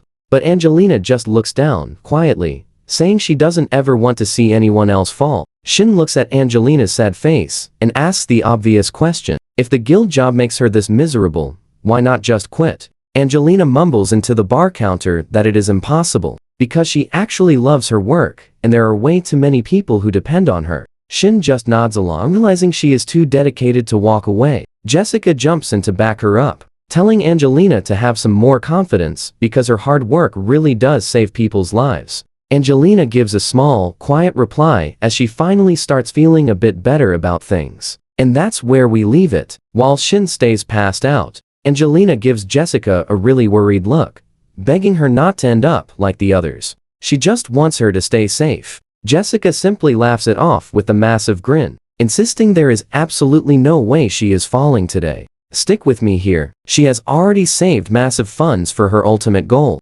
giving her the perfect reason to push forward. Jessica explains she finally sees a clear path to open her dream shop and retire, refusing to let any enemy take her down. Angelina thinks that sounds absolutely amazing, and makes her promise that she and Shin will officially be her very first customers. Not long after that peaceful night, Jessica officially retired from being an instructor. Around the exact same time, Shin was rapidly climbing the ranks as a solo adventurer, but everything shifts when he ends up taking over Jessica's previous job, stepping up to train the brand new recruits. Everyone got completely swamped with their own chaotic lives, meaning the Golden Trio could not hang out nearly as much as they once did. Angelina was doing absolutely amazing too, eventually scoring a major promotion at the guild. She seemed genuinely thrilled in her new role, always greeting everyone with a bright smile, and life felt wonderfully peaceful for a while. Shin kept pushing himself to the absolute limit during daily training, feeling like everything was finally clicking. As peaceful days kept rolling by, Shin suddenly gets called out by someone nearby. It was exactly the dark moment he always feared was coming, and he immediately turns, asking Pix what just happened. She is completely out of breath, struggling to even say Jessica's name. But then, she finally manages to blurt out that Jessica was just rushed inside with some incredibly severe injuries. Pix mentions the whole guild is panicking. Now, watch closely. Shin does not even wait for the details. He just completely bolts. At the main entrance, everyone is totally losing their minds, screaming for people to clear the way for a massive emergency. Angelina stands there, frozen in absolute shock. Another girl warns her to look away before seeing too much, but it is way too late. A stretcher rushes past, leaving a grim red trail behind, as everyone suddenly realizes it is actually Jessica lying there. Shin finally reaches the chaotic scene, looking absolutely terrified as he desperately yells out for Angelina. He finds her safe behind the counter, and someone nearby breathes a huge sigh of relief that she is okay. But Angelina just stares at him, quietly saying the guild staff told her he would probably show up. Shin is completely out of breath from the wild sprint, barely able to stand. So, Angelina turns away with a totally shattered expression, quietly whispering she is fine and that he should just go home today. Shin refuses to leave, telling Angelina he cannot just walk away when she looks so devastated. Angelina replies she is willing to listen if he needs to talk, but suddenly snaps at him to shut up. This catches Shin completely off guard as he whispers her name. Angelina finally breaks, screaming that she is perfectly fine and yelling that Shin is just going to end up gone like everyone else. She keeps pushing, telling him to stop being so nice and to just stay entirely away from her. So Shin simply looks at her with an incredibly serious expression, telling her straight up that he is never going to fall. You feel her pain, right? Angelina calls him a liar, shouting that lava, haze, and Juna promised that exact thing before vanishing forever. She bitterly reminds him that even Jessica claimed everything would be totally fine. Yet now, she might actually be lost for good. The crushing weight of it all makes Angelina completely collapse to the floor in tears. He kneels down to reach her level, quietly whispering her name as she sits there totally broken. Then, eyes with absolute confidence. He promises her one final time that he absolutely will never leave her behind. Shin reminds Angelina he carries all the vital knowledge and experience her old friends taught him, begging her to just trust him. But Angelina stares down, sobbing as she admits that all people like her can really do is helplessly watch the adventurers leave. She feels like everyone else is out there risking absolutely everything, while she just sits safely back and prays. Shin firmly tells her that is not true at all. He explains that because she masterfully picks the right quests, they can actually head into the wild feeling totally safe. He softly confesses that when things get incredibly rough out there, just thinking about her bright smile keeps them all moving forward. So, staring right into her eyes, he begs her never to say she does nothing for them. Angelina's eyes well up with heavy tears once more as she quietly whispers his name. She finally loses it and tightly hugs him, crying, while Jessica watches warmly from the counter. Time skips ahead. Jessica starts heartily laughing about the whole dramatic situation, recalling how she genuinely thought she was totally finished. But she cannot resist teasing Shin over his super cheesy heroic promise, leaving the poor guy hiding his face in pure, absolute embarrassment. Angelina looks entirely relieved, telling everyone she is just extremely happy that Jessica is safe and sound. Jessica playfully winks at her with a huge smile, reminding the girl that she did make a promise after all. While they cheerfully chat at the bar, someone happily points out that Jessica's wild adventurer days are officially over. But honestly, it is for the best. She finally opened her dream shop, and it is already a massive hit with the local girls. We leave them here, Jessica leaning in to whisper, asking Angelina if that nearby stranger is actually related to Shin. Alright, stick with me here. Shin and Angelina look absolutely stunned by the question at their table, while Cassandra just chills nearby with Schwain and Lime. Everyone is totally shocked to see her hanging out. Cassandra blushes like crazy, claiming she just wandered in and did not want to interrupt their moment. Shin quickly plays peacemaker, asking Jessica to bring out a massive food platter for the whole group to share. Jessica just shoots him a massive grin, grabbing a snack and teasing that he has definitely picked up some seriously smooth moves lately. She runs off to order while the crew heads out to the terrace. Shin gives a quick thanks, leading everyone outside as Jessica cheerfully waves goodbye from the bar. Mugs clink, a massive toast to finishing the mission. Then Shin and Cassandra waste absolutely no time diving right into the epic feast. Schwain happily stuffs his face while Angelina and Jessica chat nearby. Cassandra asks if this is Shin's new crew, admitting they seem pretty decent. Jessica completely agrees, though teaming up with monsters was definitely a huge surprise. This leaves Lime amazed that the higher-ups actually approved their party despite his past. Angelina looks completely drained, sighing that the approval process was a massive headache. Jessica suddenly asks if Shin has a party name yet. but he and Lime are still totally stuck on picking one. Cassandra finally drops a suggestion, Legion. The whole group pauses, really letting the name sink in. Shin loves the sound of it, but he needs to make sure everyone else agrees. Cassandra and Schwain are totally down. And even Lime admits it sounds super tough. Right then and there, they decide to lock it in. The entire crew clinks their mugs together one more time. Shin loudly declares that from today onward, they are officially the Legion. Much later that night, Shin wanders through the quiet streets under a bright full moon, happily humming while struggling to remember where his house actually is. Lime and Schwain are completely checked out, dreaming about more food and a cozy bed. Approaching the building, he spots a mysterious figure standing right by his front door. Instantly, he ducks behind a nearby wall to hide. A little rat suddenly speaks up, warning him that this stranger has been waiting there since long before the sun even set. Now watch closely with me. Shin peeks around the corner and instantly freezes. Why? Because the staff that person is holding looks way too familiar. He bravely steps out to face them, stopping just a few feet away. He nervously asks if it is really Asu. The glowing moon hangs high above the city,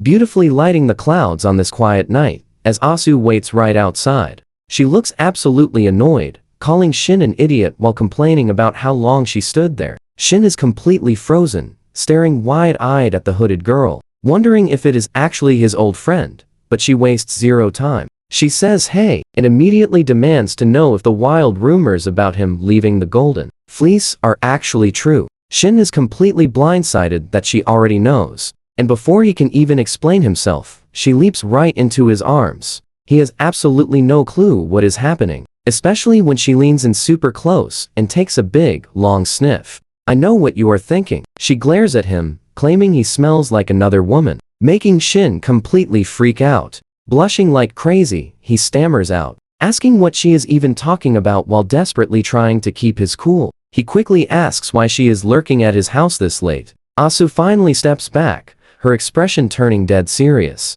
She reveals she came all this way just to ask him a massive favor. Shin starts sweating bullets, barely believing his ears, when Asu teasingly asks if he is actually terrified of her right now. She looks him right in the eyes, demanding that he travel to the village of Gorgons with her. Shin just stands there entirely shell-shocked, muttering the village name over and over like his brain crashed. The tension feels incredibly heavy. He tries breaking the ice by offering to brew some hot tea. He asks her to relax, and she takes off her coat, proudly showing off her shiny rank B gear. As they settle down, Shin gets a bit skeptical. He straight up asks if she voted to kick him out, wondering why she is suddenly asking for favors now. He hands her the steaming mug, warning her to be super careful. Taking a sip, she demands to know everything that happened while she was away. Instantly, Shin realizes she has not spoken a single word to Jason yet. Sitting down, he explains his whole exile journey and starting the new guild. But looking at Asu, she is not smiling at all. Glaring daggers, she asks if he has even the slightest clue why she is so furious right now. Shin sweats nervously, internally panicking because somehow he is the one getting a massive scolding here. Bowing his head low, he apologizes, telling Asu he honestly has absolutely no idea what to say. Asu lets out a massive sigh. Sitting back, she tells him to listen closely, asking if he even bothered talking things through with Jason first. So what do you and I make of this? She reminds him they originally promised to become heroes together. Stick with me, you and I are jumping right into the drama. Ath completely insists Jason would never permanently boot him, but Shin fires back that he actually called him weak. He clearly remembers Jason claiming that lately he only helps other people and looks like he totally gave up. Ath sighs, explaining Jason is just a massive idiot who completely hides his real feelings. He probably just wanted to seriously motivate him using some tough love. Her expression shifts fast. She bets that absolute menace of a woman was whispering toxic nonsense into Jason's ear while she was away. Ath starts imitating Medadia, acting out how she probably convinced Jason to cruelly test if Shin was actually worthy. She is entirely convinced that Medadia filled his empty head with garbage. Ath asks Shin if he somehow forgot Jason was always a huge headache since childhood. Shin heavily sighs and admits the guy has literally always been a massive pain. He looks away, telling her that even if she is completely right, there are just some harsh things you absolutely never say out loud. Shin goes totally quiet for a moment, looking like something incredibly heavy is crushing him. Ath quickly cuts in, looking down while explaining she is not just furious at them. She is honestly furious at herself for completely ignoring his struggles. Giving him a deep bow, she heavily apologizes for totally failing him, especially since they have literally been close friends forever. Now watch closely. Here is the big moment. Ath looks up and asks point blank if he is really never going back to their party. Shin intensely clenches his fists until his arm visibly shakes. He tells her he is incredibly sorry, but looking straight into her eyes, he seriously confirms he has absolutely zero intention of ever returning there. Athlet lets out a heavy breath, saying she completely understands. It is what it is. However, she warns him not to get comfortable. She still plans to strictly punish both guys. That threat sends an absolute chill straight down Shin's spine. Ath swiftly changes the subject, telling Shin she has one more important question for him. Looking noticeably nervous, she quietly asks exactly what kind of person Cassandra really is. Shin smiles gently, calling her a genuinely wonderful person. He explains she might be super shy, but she is incredibly skilled and someone he absolutely relies on. Ath sits back, noting it is usually incredibly hard to find someone that reliable unless you are working with a top-tier rank guild. She says everything is fine now, and Shin mentions they currently lack active guild quests, so he asks if it is cool to check in with his new team. Ath gives him a soft, genuine smile and warmly thanks him. Shin looks massively relieved that their bond is finally returning to normal. The peaceful night continues with the brilliant full moon shining high above the quiet city. Eventually, Ath lets out a huge yawn, confessing she is totally exhausted from talking endlessly. Shin sets his drink down, suggesting they visit the guild together early tomorrow morning. She cheerfully and easily agrees to that solid plan. Suddenly, Ath starts getting perfectly comfortable right there, announcing it is bedtime. Shin immediately starts freaking out. I know what you are thinking. Totally awkward. Shin desperately reminds her this is his room, but she blushes, saying sharing beds never bothered them when they were little kids.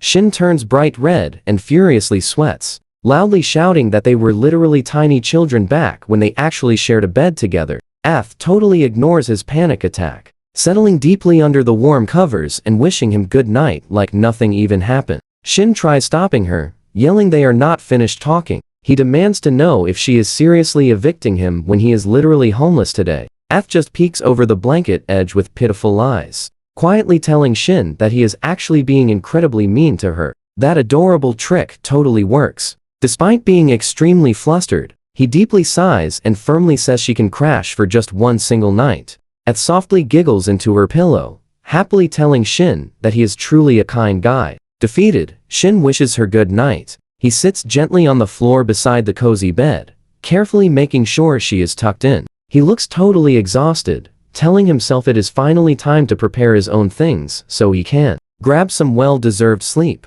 Just as he starts to move, a sleeping Ath gently grabs his sleeve, softly mumbling for him not to leave. Shin silently stares down, realizing just how incredibly sweet she truly is. He reflects on the sheer madness of returning only to find his team completely shattered and his other precious childhood friends still missing. Shin looks overwhelmingly depressed, thinking about how his former best friend launched a new party, leaving him utterly stranded alone in this town. Ath sleepily whispers that everything is okay, and she is right there. Shin simply stays silent as the warm sun finally begins rising over the massive stone building, where they rested all night. Shin slowly wakes up at the wooden table, rubbing his tired eyes, smelling delicious food and asking what that aroma is. Letting out a massive yawn, he groggily says good morning, while stretching his stiff back. Ath cheerfully greets him back with an adorable blush. She cooked troll meat and herbs for energy. So, would you and I eat that? Unlikely.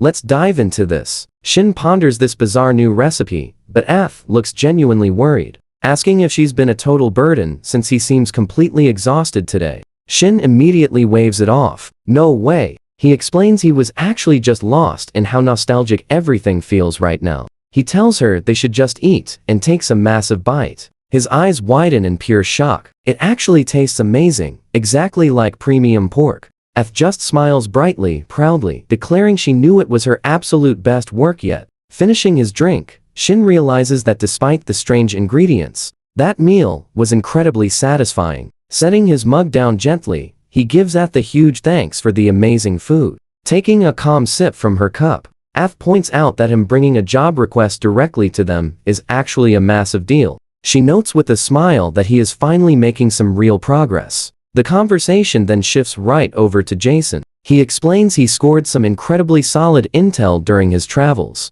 revealing he is currently on an epic mission to find ingredients for a legendary panacea. Jason makes it crystal clear he absolutely needs Shin and his highly specific skill set to help him secure this rare item. Jumping back to the present, Shin breaks the whole situation down for his new crew, asking what everyone thinks about actually taking this job. Shin wonders aloud if a tough mission means facing some truly strong opponents, but Schwain, he is just crossing his fingers for a super easy and fast paycheck right here. Cassandra is totally not feeling this vibe, asking Shin if he is genuinely okay with helping out. She sharply points out that these are the exact same people who kicked him away. Shin tries waving it off as a massive misunderstanding, but Ath quickly jumps in to clarify. She explains this is absolutely not about the old party, it is her personal request. Her face gets completely serious. She fiercely declares she never would have let those guys exile him if she had actually been there that day. Not on her watch. She makes that crystal clear,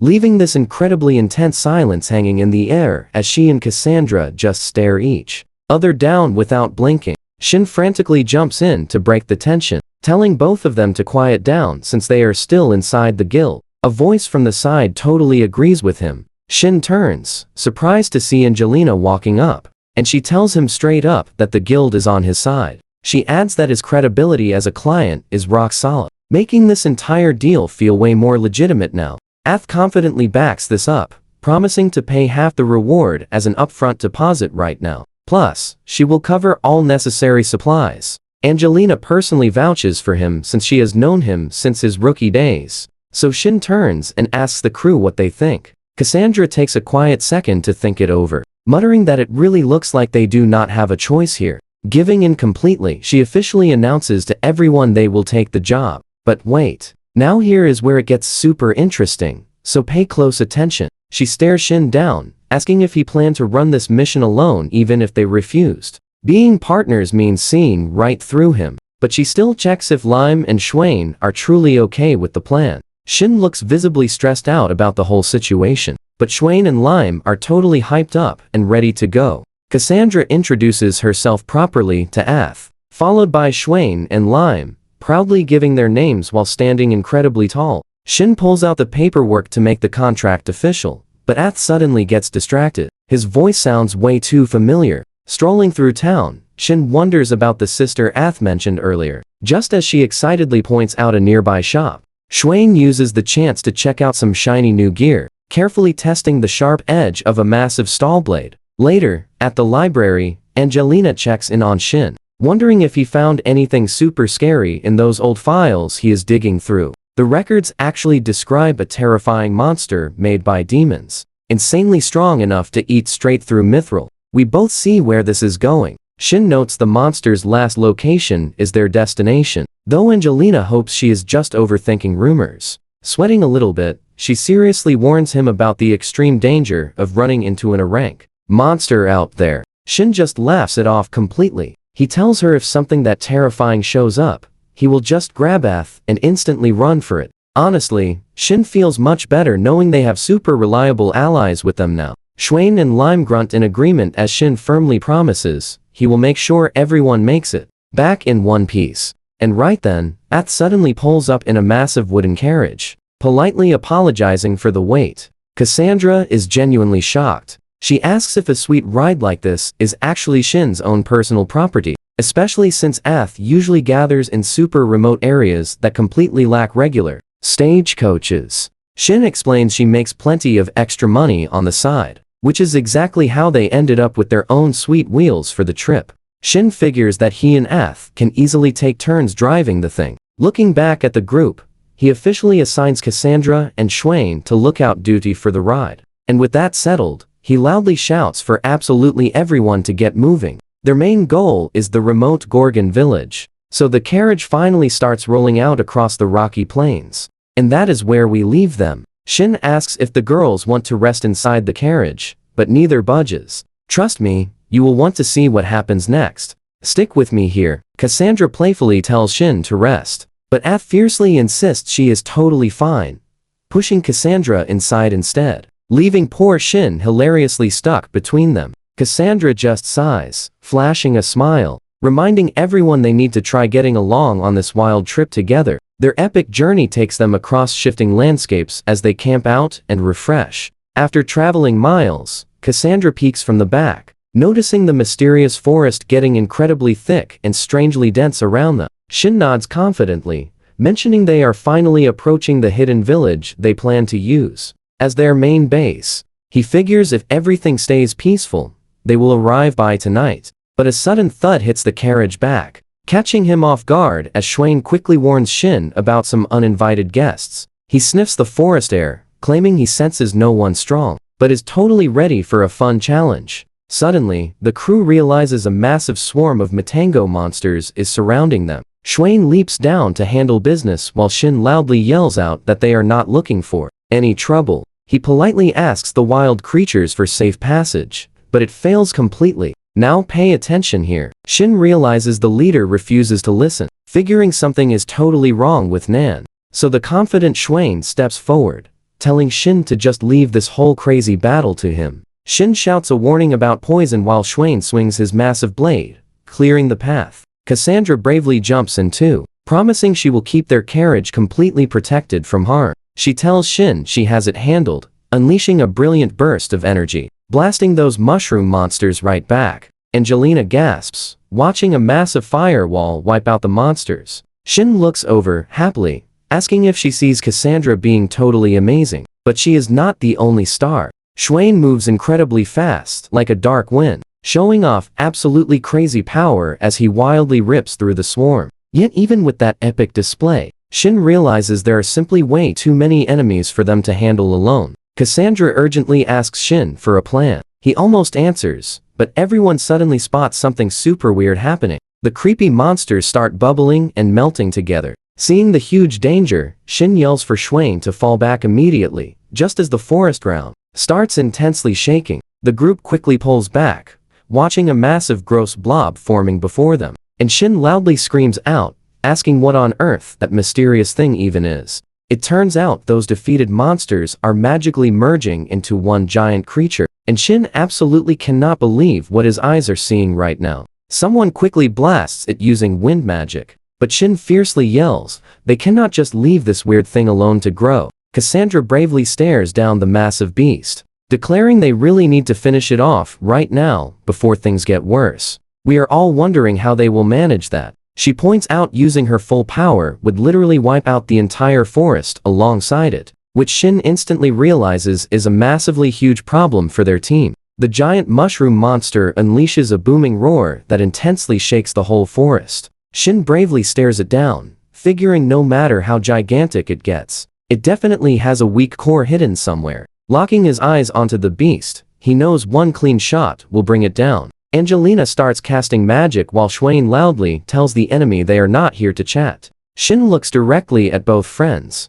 passionately asking for help so they can finally finish this mysterious thing together. Suddenly, the crew notices the monster's giant arm is bubbling, creepily shifting into something even worse. It actually looks like this wild creature is directly sucking magic from the ground to stay strong. The beast viciously swings a massive limb, smashing the earth, barely missing our party. Shin suddenly realizes this huge thing is way faster than it actually looks. When Cassandra asks for the plan, he tells her to keep the monster busy until his signal. She flashes a confident smile, saying to leave it to her. Shin boldly yells for everyone to listen up as they regroup for one final push. The beast swings a heavy arm, easily ripping through nearby trees. Shin orders Angelina to buff his attack power, and she immediately begins her magical chant. Swain says he feels an absolutely crazy amount of power surging through him. Shin says it is time to move, and the brave ORC replies he is ready. Pure energy starts beautifully swirling around Shin's glowing sword as he prepares his strike. He dives straight down from midair, aiming an incredibly heavy blow at the monster. The massive beast looks completely stunned as the epic force lands right on its face. Cassandra keeps it distracted while Shin unleashes a massive wind blade, loudly shouting that they are ending this today. Swain stands back, finally catching his breath. Shin puts his entire soul into a massive swing, carving a giant hollow circle completely through the monster's gross chest. Angelina watches in pure shock, wondering if that hit finished it. But Shin keeps his guard raised high and firmly says it is definitely not over yet. The creature's flesh starts stretching and pulling back together, as the group shockingly realizes this mysterious beast is actually alive. While it tries healing, Swain spots a glowing core hidden inside the monster's regenerating mass, and confidently decides to make his big move. Trust me, you will love this. Dark energy swirls as he grips his weapon, launching into a wild spinning attack. Shin suddenly dashes forward to help out. You and I need to watch this, he yells, but Cassandra stops him, saying just wait. Bam! A perfectly timed blade pierces the monster core. Swain just sits back with a confident smirk, letting out a little laugh as the massive beast finally dissolves into totally nothing. Shin raises his sword high, cheering loud that they actually pulled it off. Later on, Shin stands over a panting Swain, absolutely hyped. He tells the ORC he just cannot believe his insane reaction time in that split second. Swain brushes it off, claiming pure luck by aiming for the loudest spot. Meanwhile, Cassandra casually walks by, tossing him a solid compliment for a job well done. With the giant beast finally melted into a gross puddle, Cassandra turns to Shin, asking what his grand plan is for this massive leftover mess. Staring at the remains, Shin decides leaving it would be a total waste. So, with a big grin, he tells her he has a brilliant idea. The whole squad finally relaxes as someone shouts that the battle is done. Angelina eagerly calls everyone over. Dinner is ready. She tells Shin she just created another absolute masterpiece. Shin is completely hyped to dig in, but suddenly, the vibe shifts. Swain, Lime, and even the tough Cassandra just stand there, staring at the pot, looking absolutely terrified. Staring at the bubbling soup, someone nervously asks if she seriously used those wild monster mushrooms as the main ingredient. The entire group seriously doubts if this bubbling dish is actually safe. But honestly, they figure they might as well just go for it and try. Watch closely here. Swain and Lime treat these skewers like a literal boss fight, while Cassandra glares at the weird food with heavy doubt. One bite changes everything. Cassandra's eyes burst wide open in shock, and Swain instantly yells out that the meal is absolutely incredible. He totally claims he could eat this forever. Even Cassandra reluctantly admits it is super frustrating how much she actually loves it. Still stunned that Shin turned actual monsters into dinner, Cassandra listens as he proudly explains. His special gift magically reveals exactly how to perfectly clean and prep any raw ingredient, passing around extra soup bowls. Angelina softly points out that Shin has massively grown since they first teamed up. Shin blushes, a bit unsure, asking if she honestly believes that. But Angelina is dead serious. She tells him straight up he never fought with this much confidence back in the days with his terrible old party. Taking a thoughtful pause, Shin smiles. He admits that if he really has improved, it is honestly all thanks to finally having friends he can truly trust. Clenching his fist tight, he boldly admits he finally realized his own massive hidden potential. Angelina awkwardly looks away, giving a soft reply. Staring into her bowl, she realizes she secretly feels just a tiny bit frustrated seeing his amazing progress without her help. Catching her mumble, Shin asks if she said something, but she just waves him off quickly, insisting that it is absolutely nothing at all. Brushing it aside, Shin advises the squad to start taking shifts resting, making sure everyone is ready for tomorrow. But wait, do you hear that? Cassandra suddenly freezes completely. Shin cups his ear, trying to figure out if someone is actually singing in the dark. The squad hits high alert as Shin quietly wonders if it is just local villagers. Angelina questions who would possibly be wandering this late at night, so Cassandra boldly decides they definitely need to investigate. Angelina firmly tells them not to push it, promising to regroup once the defensive barrier is set. Shin nods confidently, and the two of them carefully push through the thick bushes and tall grass, tracking down the mysterious source. Pointing ahead, Shin spots a wide-open clearing right up the dark path. Instantly, Cassandra realizes that beautiful singing is echoing right from that exact same spot. Creeping even closer now, Cassandra whispers, asking Shin what he is seeing, but he stays completely silent, staring through the thick trees at a massive clearing under the bright full moon. Spotting something absolutely incredible, a mysterious girl stands tall on a rock, her back turned, radiating a very strange, magical glow. Shin is utterly mind-blown by her gorgeously enchanting singing voice, while Cassandra quickly notices the very air around her is literally sparkling. Suddenly, Shin pauses for a quick second, shaking off a weird feeling that her captivating voice sounds incredibly familiar. He bravely calls out into the clearing, making the mysterious girl totally jump in pure panic. Shocked that someone actually noticed her standing out there, Perseus laughs out loud, admitting he thought his hidden presence was totally perfect. Meanwhile, the girl stays completely shocked that Shin actually spotted her. Striking a dramatic pose, Perseus claims it must be the power of love, leaving the poor girl standing there in totally awkward silence. Shin instantly starts sweating bullets, absolutely floored that another person was secretly hiding right there in the dark woods. Smug as ever, Perseus confidently claims he totally knew it was her, but she just snaps his name coldly, stating that creepy eavesdropping really does not suit his vibe at all. He immediately calls her his songstress, boldly declaring she is as gorgeous as ever. She honestly just looks totally, completely grossed out. And this is where we leave it. Perseus drops to one knee anyway, ignoring her obvious hatred. Furious, she simply screams, demanding why he is even here. Stick with me here. This guy actually claims her eyes sparkle exactly like the brilliant stars in the night sky. He keeps going, totally hyping up her bright golden hair, and even calling her little snaggle teeth absolutely super cute. He dramatically insists he just cannot miss a single second of her breathtaking beauty. But honestly, the girl is completely and utterly over his nonsense. Meanwhile, Perseus looks entirely clueless, wondering aloud what is wrong with his princess. Hiding in the bushes, the group watches, and Cassandra whispers,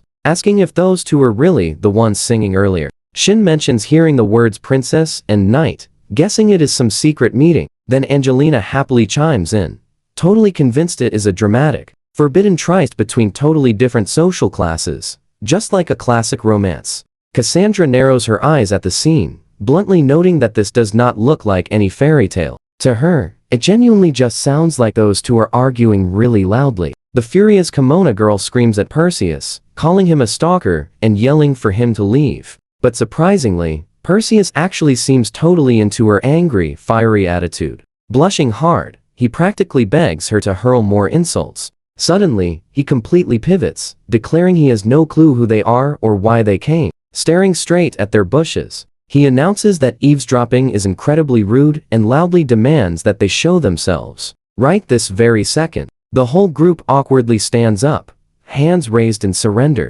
Angelina instantly begs for forgiveness, while Shin nervously tries playing it off, claiming their singing was just too beautiful to walk away. Perseus loves that flattering attitude, but his face instantly gets serious as he demands to know exactly who they are and their business here. Shin quickly explains, they are just simple adventurers hired by Corinthus, searching this area for fresh potion ingredients. Perseus actually listens, offering his sympathy for such a painfully long journey. However, he sharply warns them that those rare materials likely will not be found out here in these harsh borderlands. Shin steps forward to explain their side, prompting Perseus to ask his name. Shin confidently holds up his crest, introducing himself as Asclepius from the Panacea Guild. He explains his medicine research requires a very specific, rare material. The kimono girl instantly spots that crest, suddenly realizing she has definitely seen it around town. Angelina nervously asks Shin if he is sure. Now pay attention here. Shin decides honesty is the best policy,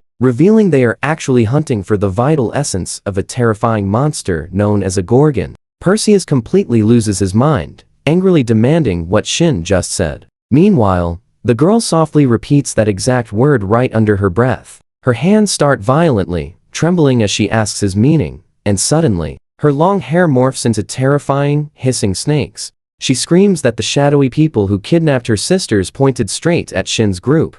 She fiercely yells she will never, ever forgive them for this tragedy. Perseus totally snaps over this shocking kidnapping claim, while Shin desperately tries explaining it is a huge misunderstanding. But the knight aggressively reaches for his weapon, stating words are entirely useless, since reasoning with the girl is impossible in this wild, enraged state. He draws a massive, intimidating curved sword, telling them to accept this swift mercy, because they are about to become nothing but rust on his blade. Shin frantically wonders what kind of sword that is, but makes it crystal clear he is not just going to stand around and lose. Perseus suddenly lunges forward with a terrifying burst of speed, totally catching Shin off guard. But Cassandra smoothly slides in, perfectly blocking the wild strike, smirking that she absolutely knew he would try a cheap move like that. While Angelina watches, Perseus catches a glimpse of her hair and completely freezes in shock, asking if she is a demon. You saw that, right? She does not even care. She calmly asks if he is finally ready to talk, since demons play rough. Instead of fighting back, Perseus starts violently shaking. He calls her pitiful, claiming she must have gone through agonizing pain herself. Staring right into her fiery eyes, he asks if she is seriously claiming to be the hunter here. Suddenly, the explosive clash between Perseus and Cassandra shifts into pure, intense high gear. Perseus grumbles that this whole battle is just spinning in circles. But Shin is genuinely panicking. He has never seen Cassandra pushed back this hard. He instantly knows Perseus is moving way faster than any normal human ever could. Angelina desperately screams Shin's name. She sees the situation going south fast, especially since Cassandra is throwing absolutely everything into her strikes just to keep this crazy guy busy. She is barely holding him off, trading massive, heavy hits. She shouts at Shin that she has this guy covered. She tells him to stop watching and go calm the kimono girl before things worsen. Shin takes off running, but right as he gets close, the girl furiously looks up, declaring she is unleashing her demon eye. Her eyes intensely glow with a weird light as she screams for him to turn to stone. Shin desperately tries blocking the terrifying glare, but he is too late. The magical petrification hits his arm, spreading almost instantly. He freezes for a second, staring down in absolute shock at his hand, which is now solid rock. The heavy stone holds him back. The girl notes he clearly knew about her power, but was not fast enough. You and I just watched a wild cliffhanger, right? Let's jump right in. Shin realizes without those prepped counters, that massive attack would have been a total disaster. He really hopes Cassandra and the crew are okay. Meanwhile, Perseus looks super smug, admitting that clever mirror shield trick actually caught him off guard. The girl just clicks her tongue. Looking super annoyed, he demands Shin's next move. He claims if Shin just apologizes and returns the taken people, the princess might actually let him walk away from this unharmed. But Shin is not backing down today. He warns the guy, it's way too early for big heroic speeches.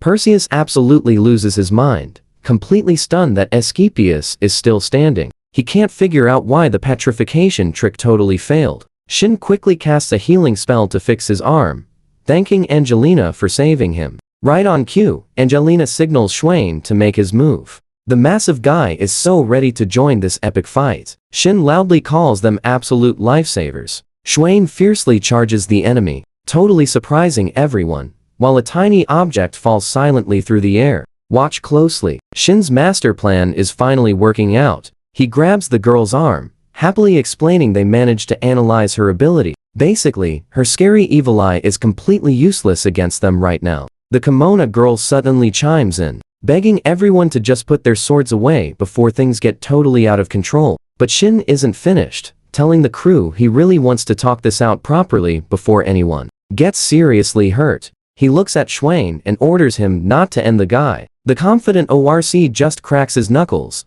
easily handling the situation. Perseus is freaking out, unable to believe Shin is casually giving orders to a massive ORC like nothing. The guy desperately tries to stay strong, insisting that as a loyal knight, he absolutely cannot just give up and walk away. Schwain doesn't even let him finish, charging forward and slamming Perseus right into the dirt with one heavy strike. Looking down at the wrecked knight, someone loudly wonders if taking down this guy was actually worth all that crazy trouble. Cassandra puts her weapon away, admitting she completely lost her combat rhythm during that entire chaotic mess. Meanwhile, Shin turns toward the Gorgon girl, warmly asking if she is ready to sit down and chat now that the battle is over. The girl sighs and finally agrees. She will talk, provided they promise not to hurt her knight, ending the long standoff. You and I both know Shin planned this. He watches everyone calm down, smiling, because everything worked out perfectly. The group safely moves their chat to a peaceful watermill house,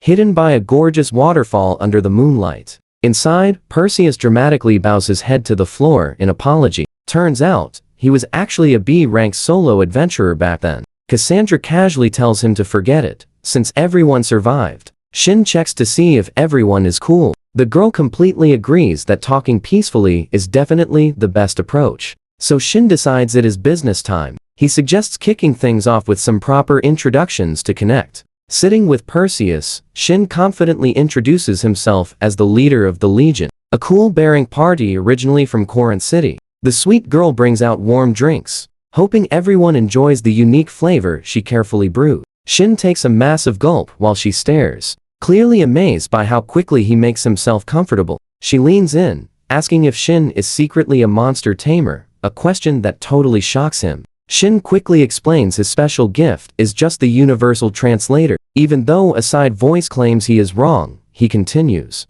explaining he only talks to animals or monsters without having actual powers to control them. Medusa listens closely, asking if that is actually true. She wonders if these wild creatures follow Shin out of pure free will. Shin just flashes a warm smile, saying, exactly right. They are his precious friends, and Medusa looks genuinely shocked by his honest truth. Perseus starts throwing a tantrum about it being unfair. Shin understands her, but Angelina quickly tells him to shush. The girl formally introduces herself as Medusa, from the Gorgon village of Greece. She reveals her eyes turned people to stone, at least until very recently. She mentions how fast she broke that curse. Angelina tells her to just call him as for short, but she still has one burning question left. She desperately wants to know what magic medicine he used on Shin. Shin admits it is pretty complicated. Angelina notes that even elite-tier mages seriously struggle to shatter powerful curses. So trust me, we are all just as stunned by how fast he handled everything, easily throwing that wild potion together on the fly.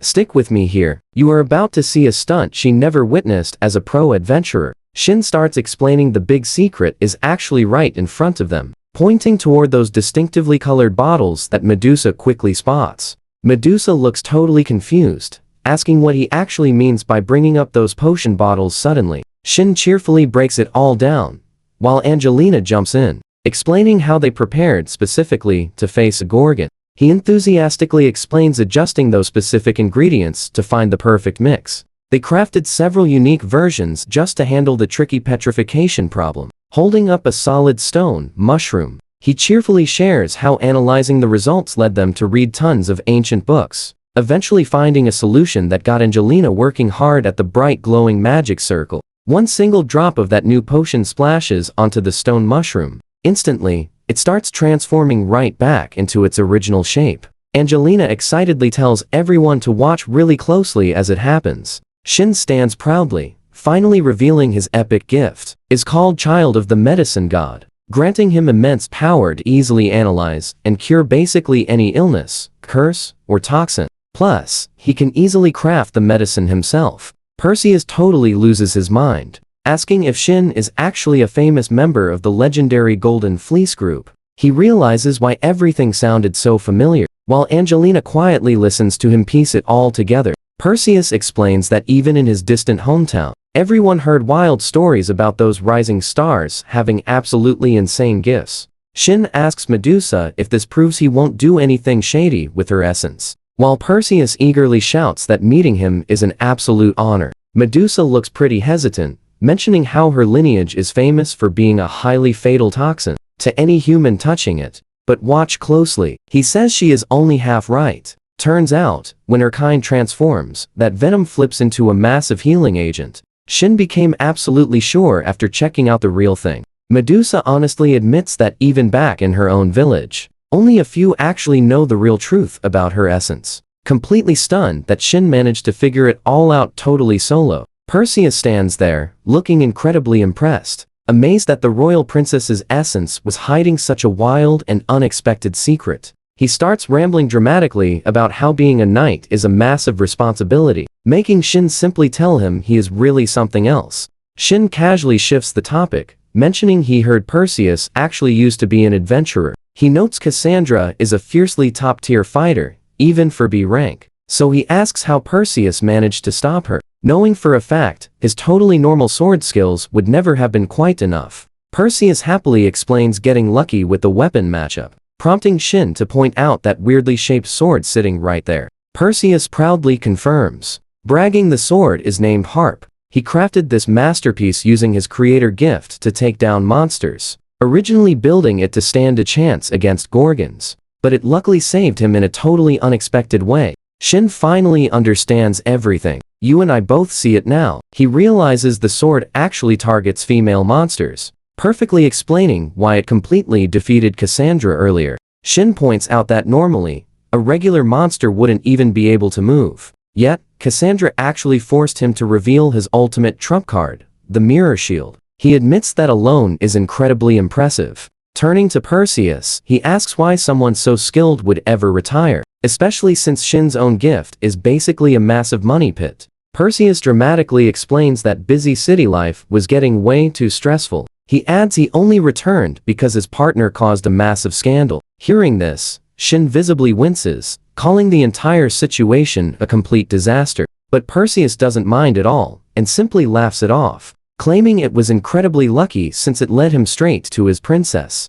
leaving Shin and Medusa staring at him with totally blank faces. Things get serious as Shin brings up the ancient non-aggression pact between Dani Village and Medusa's mysterious hometown, noting that while a few folks used to trade goods back in the day, all that travel had completely faded away by the time he finally returned. Turns out a bizarre sickness struck the village, entirely stopping trade. With monsters suddenly swarming the roads, nobody was coming or going. Perseus adds that knowing nothing about medicine, he completely left the healing to the real experts, spending all his time heavily focused on guard duty. Perseus starts acting super dramatic again, striking an epic pose while yelling about his grand, fateful meeting with the lovely songstress. Medusa physically silences his moonlight rant, while Shin tells him to focus. And trust me, you and I are absolutely ready for what happens next. Come along with me. Medusa gets serious, explaining that people are vanishing from her village,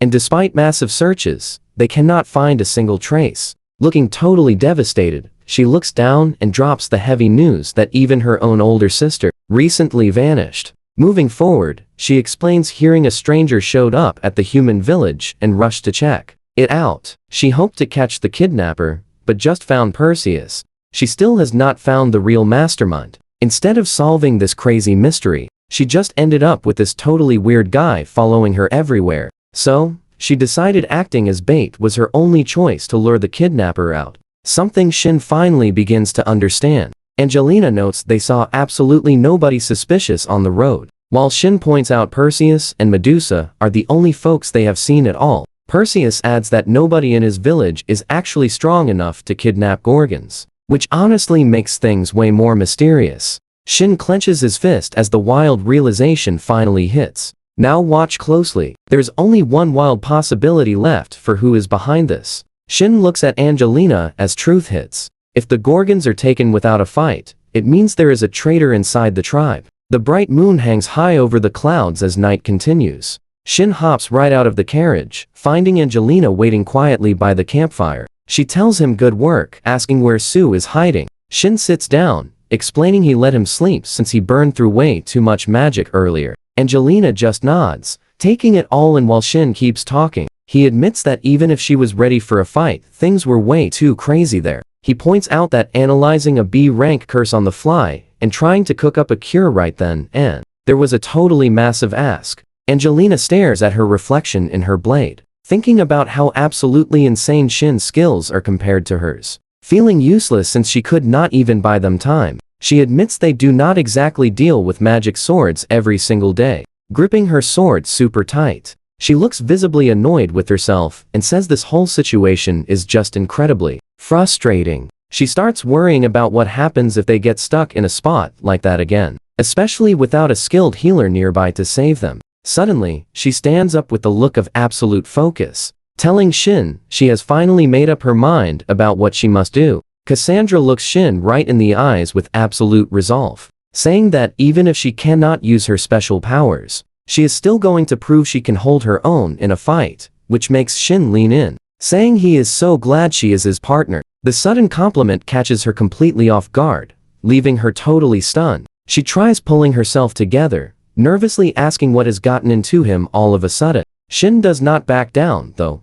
Lean past her toward their future. He confidently explains the world of a rank and higher is exactly where they are heading. and Cassandra finally made him see that. Cassandra starts laughing it off, playfully teasing how that is only natural since he is partnered with the legendary return of the Demon King. Shin just sighs, telling her those are nothing but baseless rumors, but she gets serious again, mentioning she heard plenty of talk about the Legion on her way here. Apparently, the guild already made sure everyone around Corinth knows exactly who they are, and Shin realizes the intense pressure is really on. I know what you are thinking, the stakes are crazy. He crosses his arms, realizing one wrong move turns them into the hunted. Knowing the stakes, Shin decides he absolutely wants to do more than just finish the job. He says that while getting the blood was all Asu asked for, he truly wants to fix their relationship with the Gorgons for good. Making a genuine connection with the Gree would be a massively huge win for the Legion long term.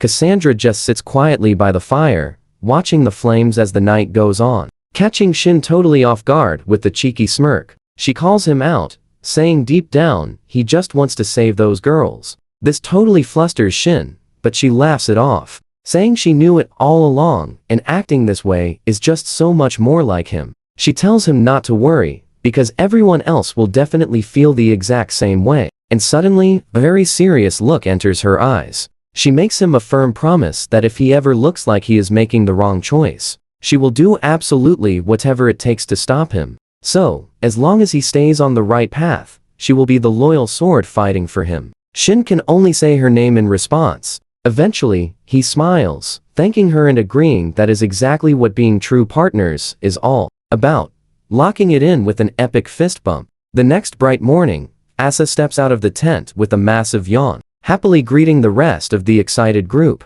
Cassandra is actually already up and moving, greeting her right back while bringing over some deliciously warm bowls of food for breakfast. Swain shows up too, being a massive beast he just caught over his strong shoulders and asking Shin if he managed to get some good rest. Oh gives a tired but super happy smile, saying she slept like an absolute log thanks to everyone safely looking out for her. And that is where we leave it. Everyone gathers around the table. Finally, time to eat. While they eat, Cassandra explains the next move. Stick with me here, because they are using Dani Village as a base to gather intel and rescue every single person who got taken. Swain is completely on board with this strategy. Angelina then speaks up, asking the whole group how her specific plans for staying in the village sound to them. The entire group heads out, following the dirt road as their carriage finally reaches Den Village. Perseus is already there, waiting for them, calling out a massive welcome to the Panacea Company members.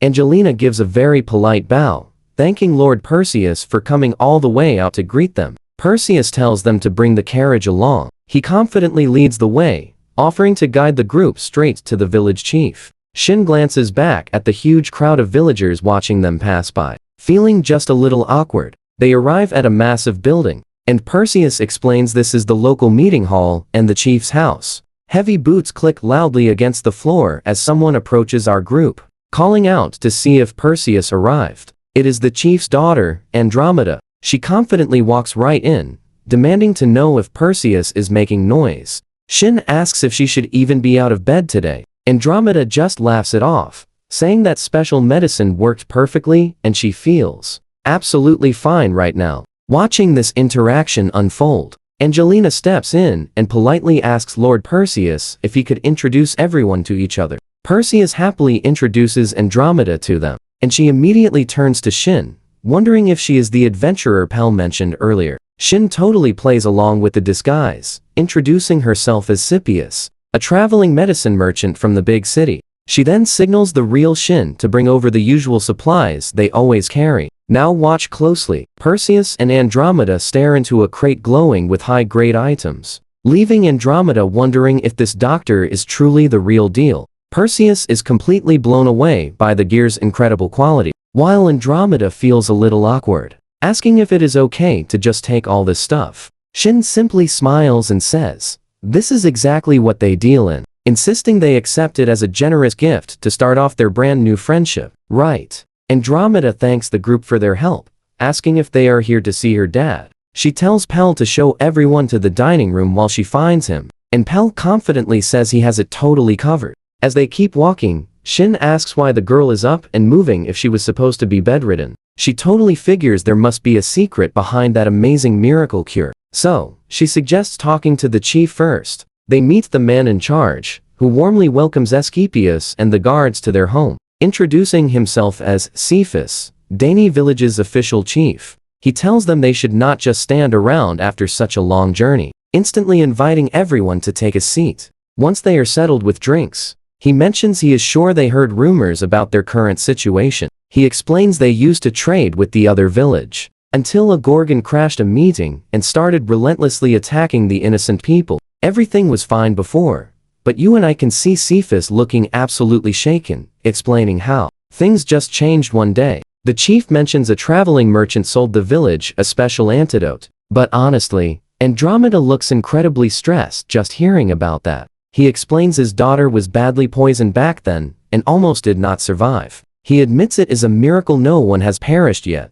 but if this keeps happening, it is only a matter of time before things get extremely bad. Andromeda changes the subject, mentioning she heard their escorts are big deal adventurers. Angelina proudly confirms Shin is a top-tier guy in the city. Shin thanks her for the introduction and shares his name, while Angelina lets the chief know he leads a B-rank party called the Legion. He introduces Cassandra as their fierce swordswoman and points out she is a half-demon, calling her the partner he trusts the most. Then he proudly introduces Lime, who apparently handles the healing for their group. The villagers look absolutely floored, seeing a slime sitting on his shoulder, while Perseus just stands there watching the drama. Shin admits he cannot blame them for being shocked. Lime just smiles brightly, telling everyone that he is not a bad slime. So Shin promises the little guy is just a completely harmless healer, and they have nothing to worry about. Shin mentions there is one more person to introduce. His name is Swain, a fierce ORC warrior guarding their carriage, while a little kid from the village walks up and starts patting the side of the massive beast they brought along. The kid looks up and sees Swain's incredibly scary face staring back, leaving the little guy standing there totally frozen in shock. Andromeda quickly grabs the kid and pulls him back, while Swain just stands there looking completely confused about this reaction. The villagers whisper, asking if Shin tamed these monsters. Trust me, and I hear him admit he doesn't have that kind of crazy power. Stick with me here. Shin explains his gift is called devilry, letting him earn demon trust just through simple conversation and respect. Cassandra gets completely flustered, yelling she doesn't follow him just for some gift, while Angelina simply smiles, adding she has believed in him right from the very start. So, just like that, our boy Shin steps up to fix their massive Gorgon village problem. Looking incredibly relieved, the chief expresses huge thanks, since they were literally just discussing scraping all their tiny savings together for a guild quest. Shin asks if they can help guard the place today, and the chief quickly promises to make sure a really solid reward is waiting later. Shin nods along smoothly, letting everyone know he totally grasps the situation and is fully ready to get to work. A few peaceful days pass as the crew settles right into village life, pitching in eagerly to boost the local defense. A local sets down some warm soup and fresh bread, sweetly apologizing that this simple meal is all they can offer today. Shin warmly tells her not to worry, admitting they were stuck eating boring dry rations, so he's actually super grateful. The cheerful woman tells them to shout if they need anything else, and Angelina happily promises to reach out if something comes up. Once totally alone, Shin notes that Swain and the others are still out patrolling, but he wants to review the latest details, explaining how spending the past few days with the local guards proved there are absolutely no big enemy groups anywhere nearby. The quiet village hasn't seen any signs of recent attacks.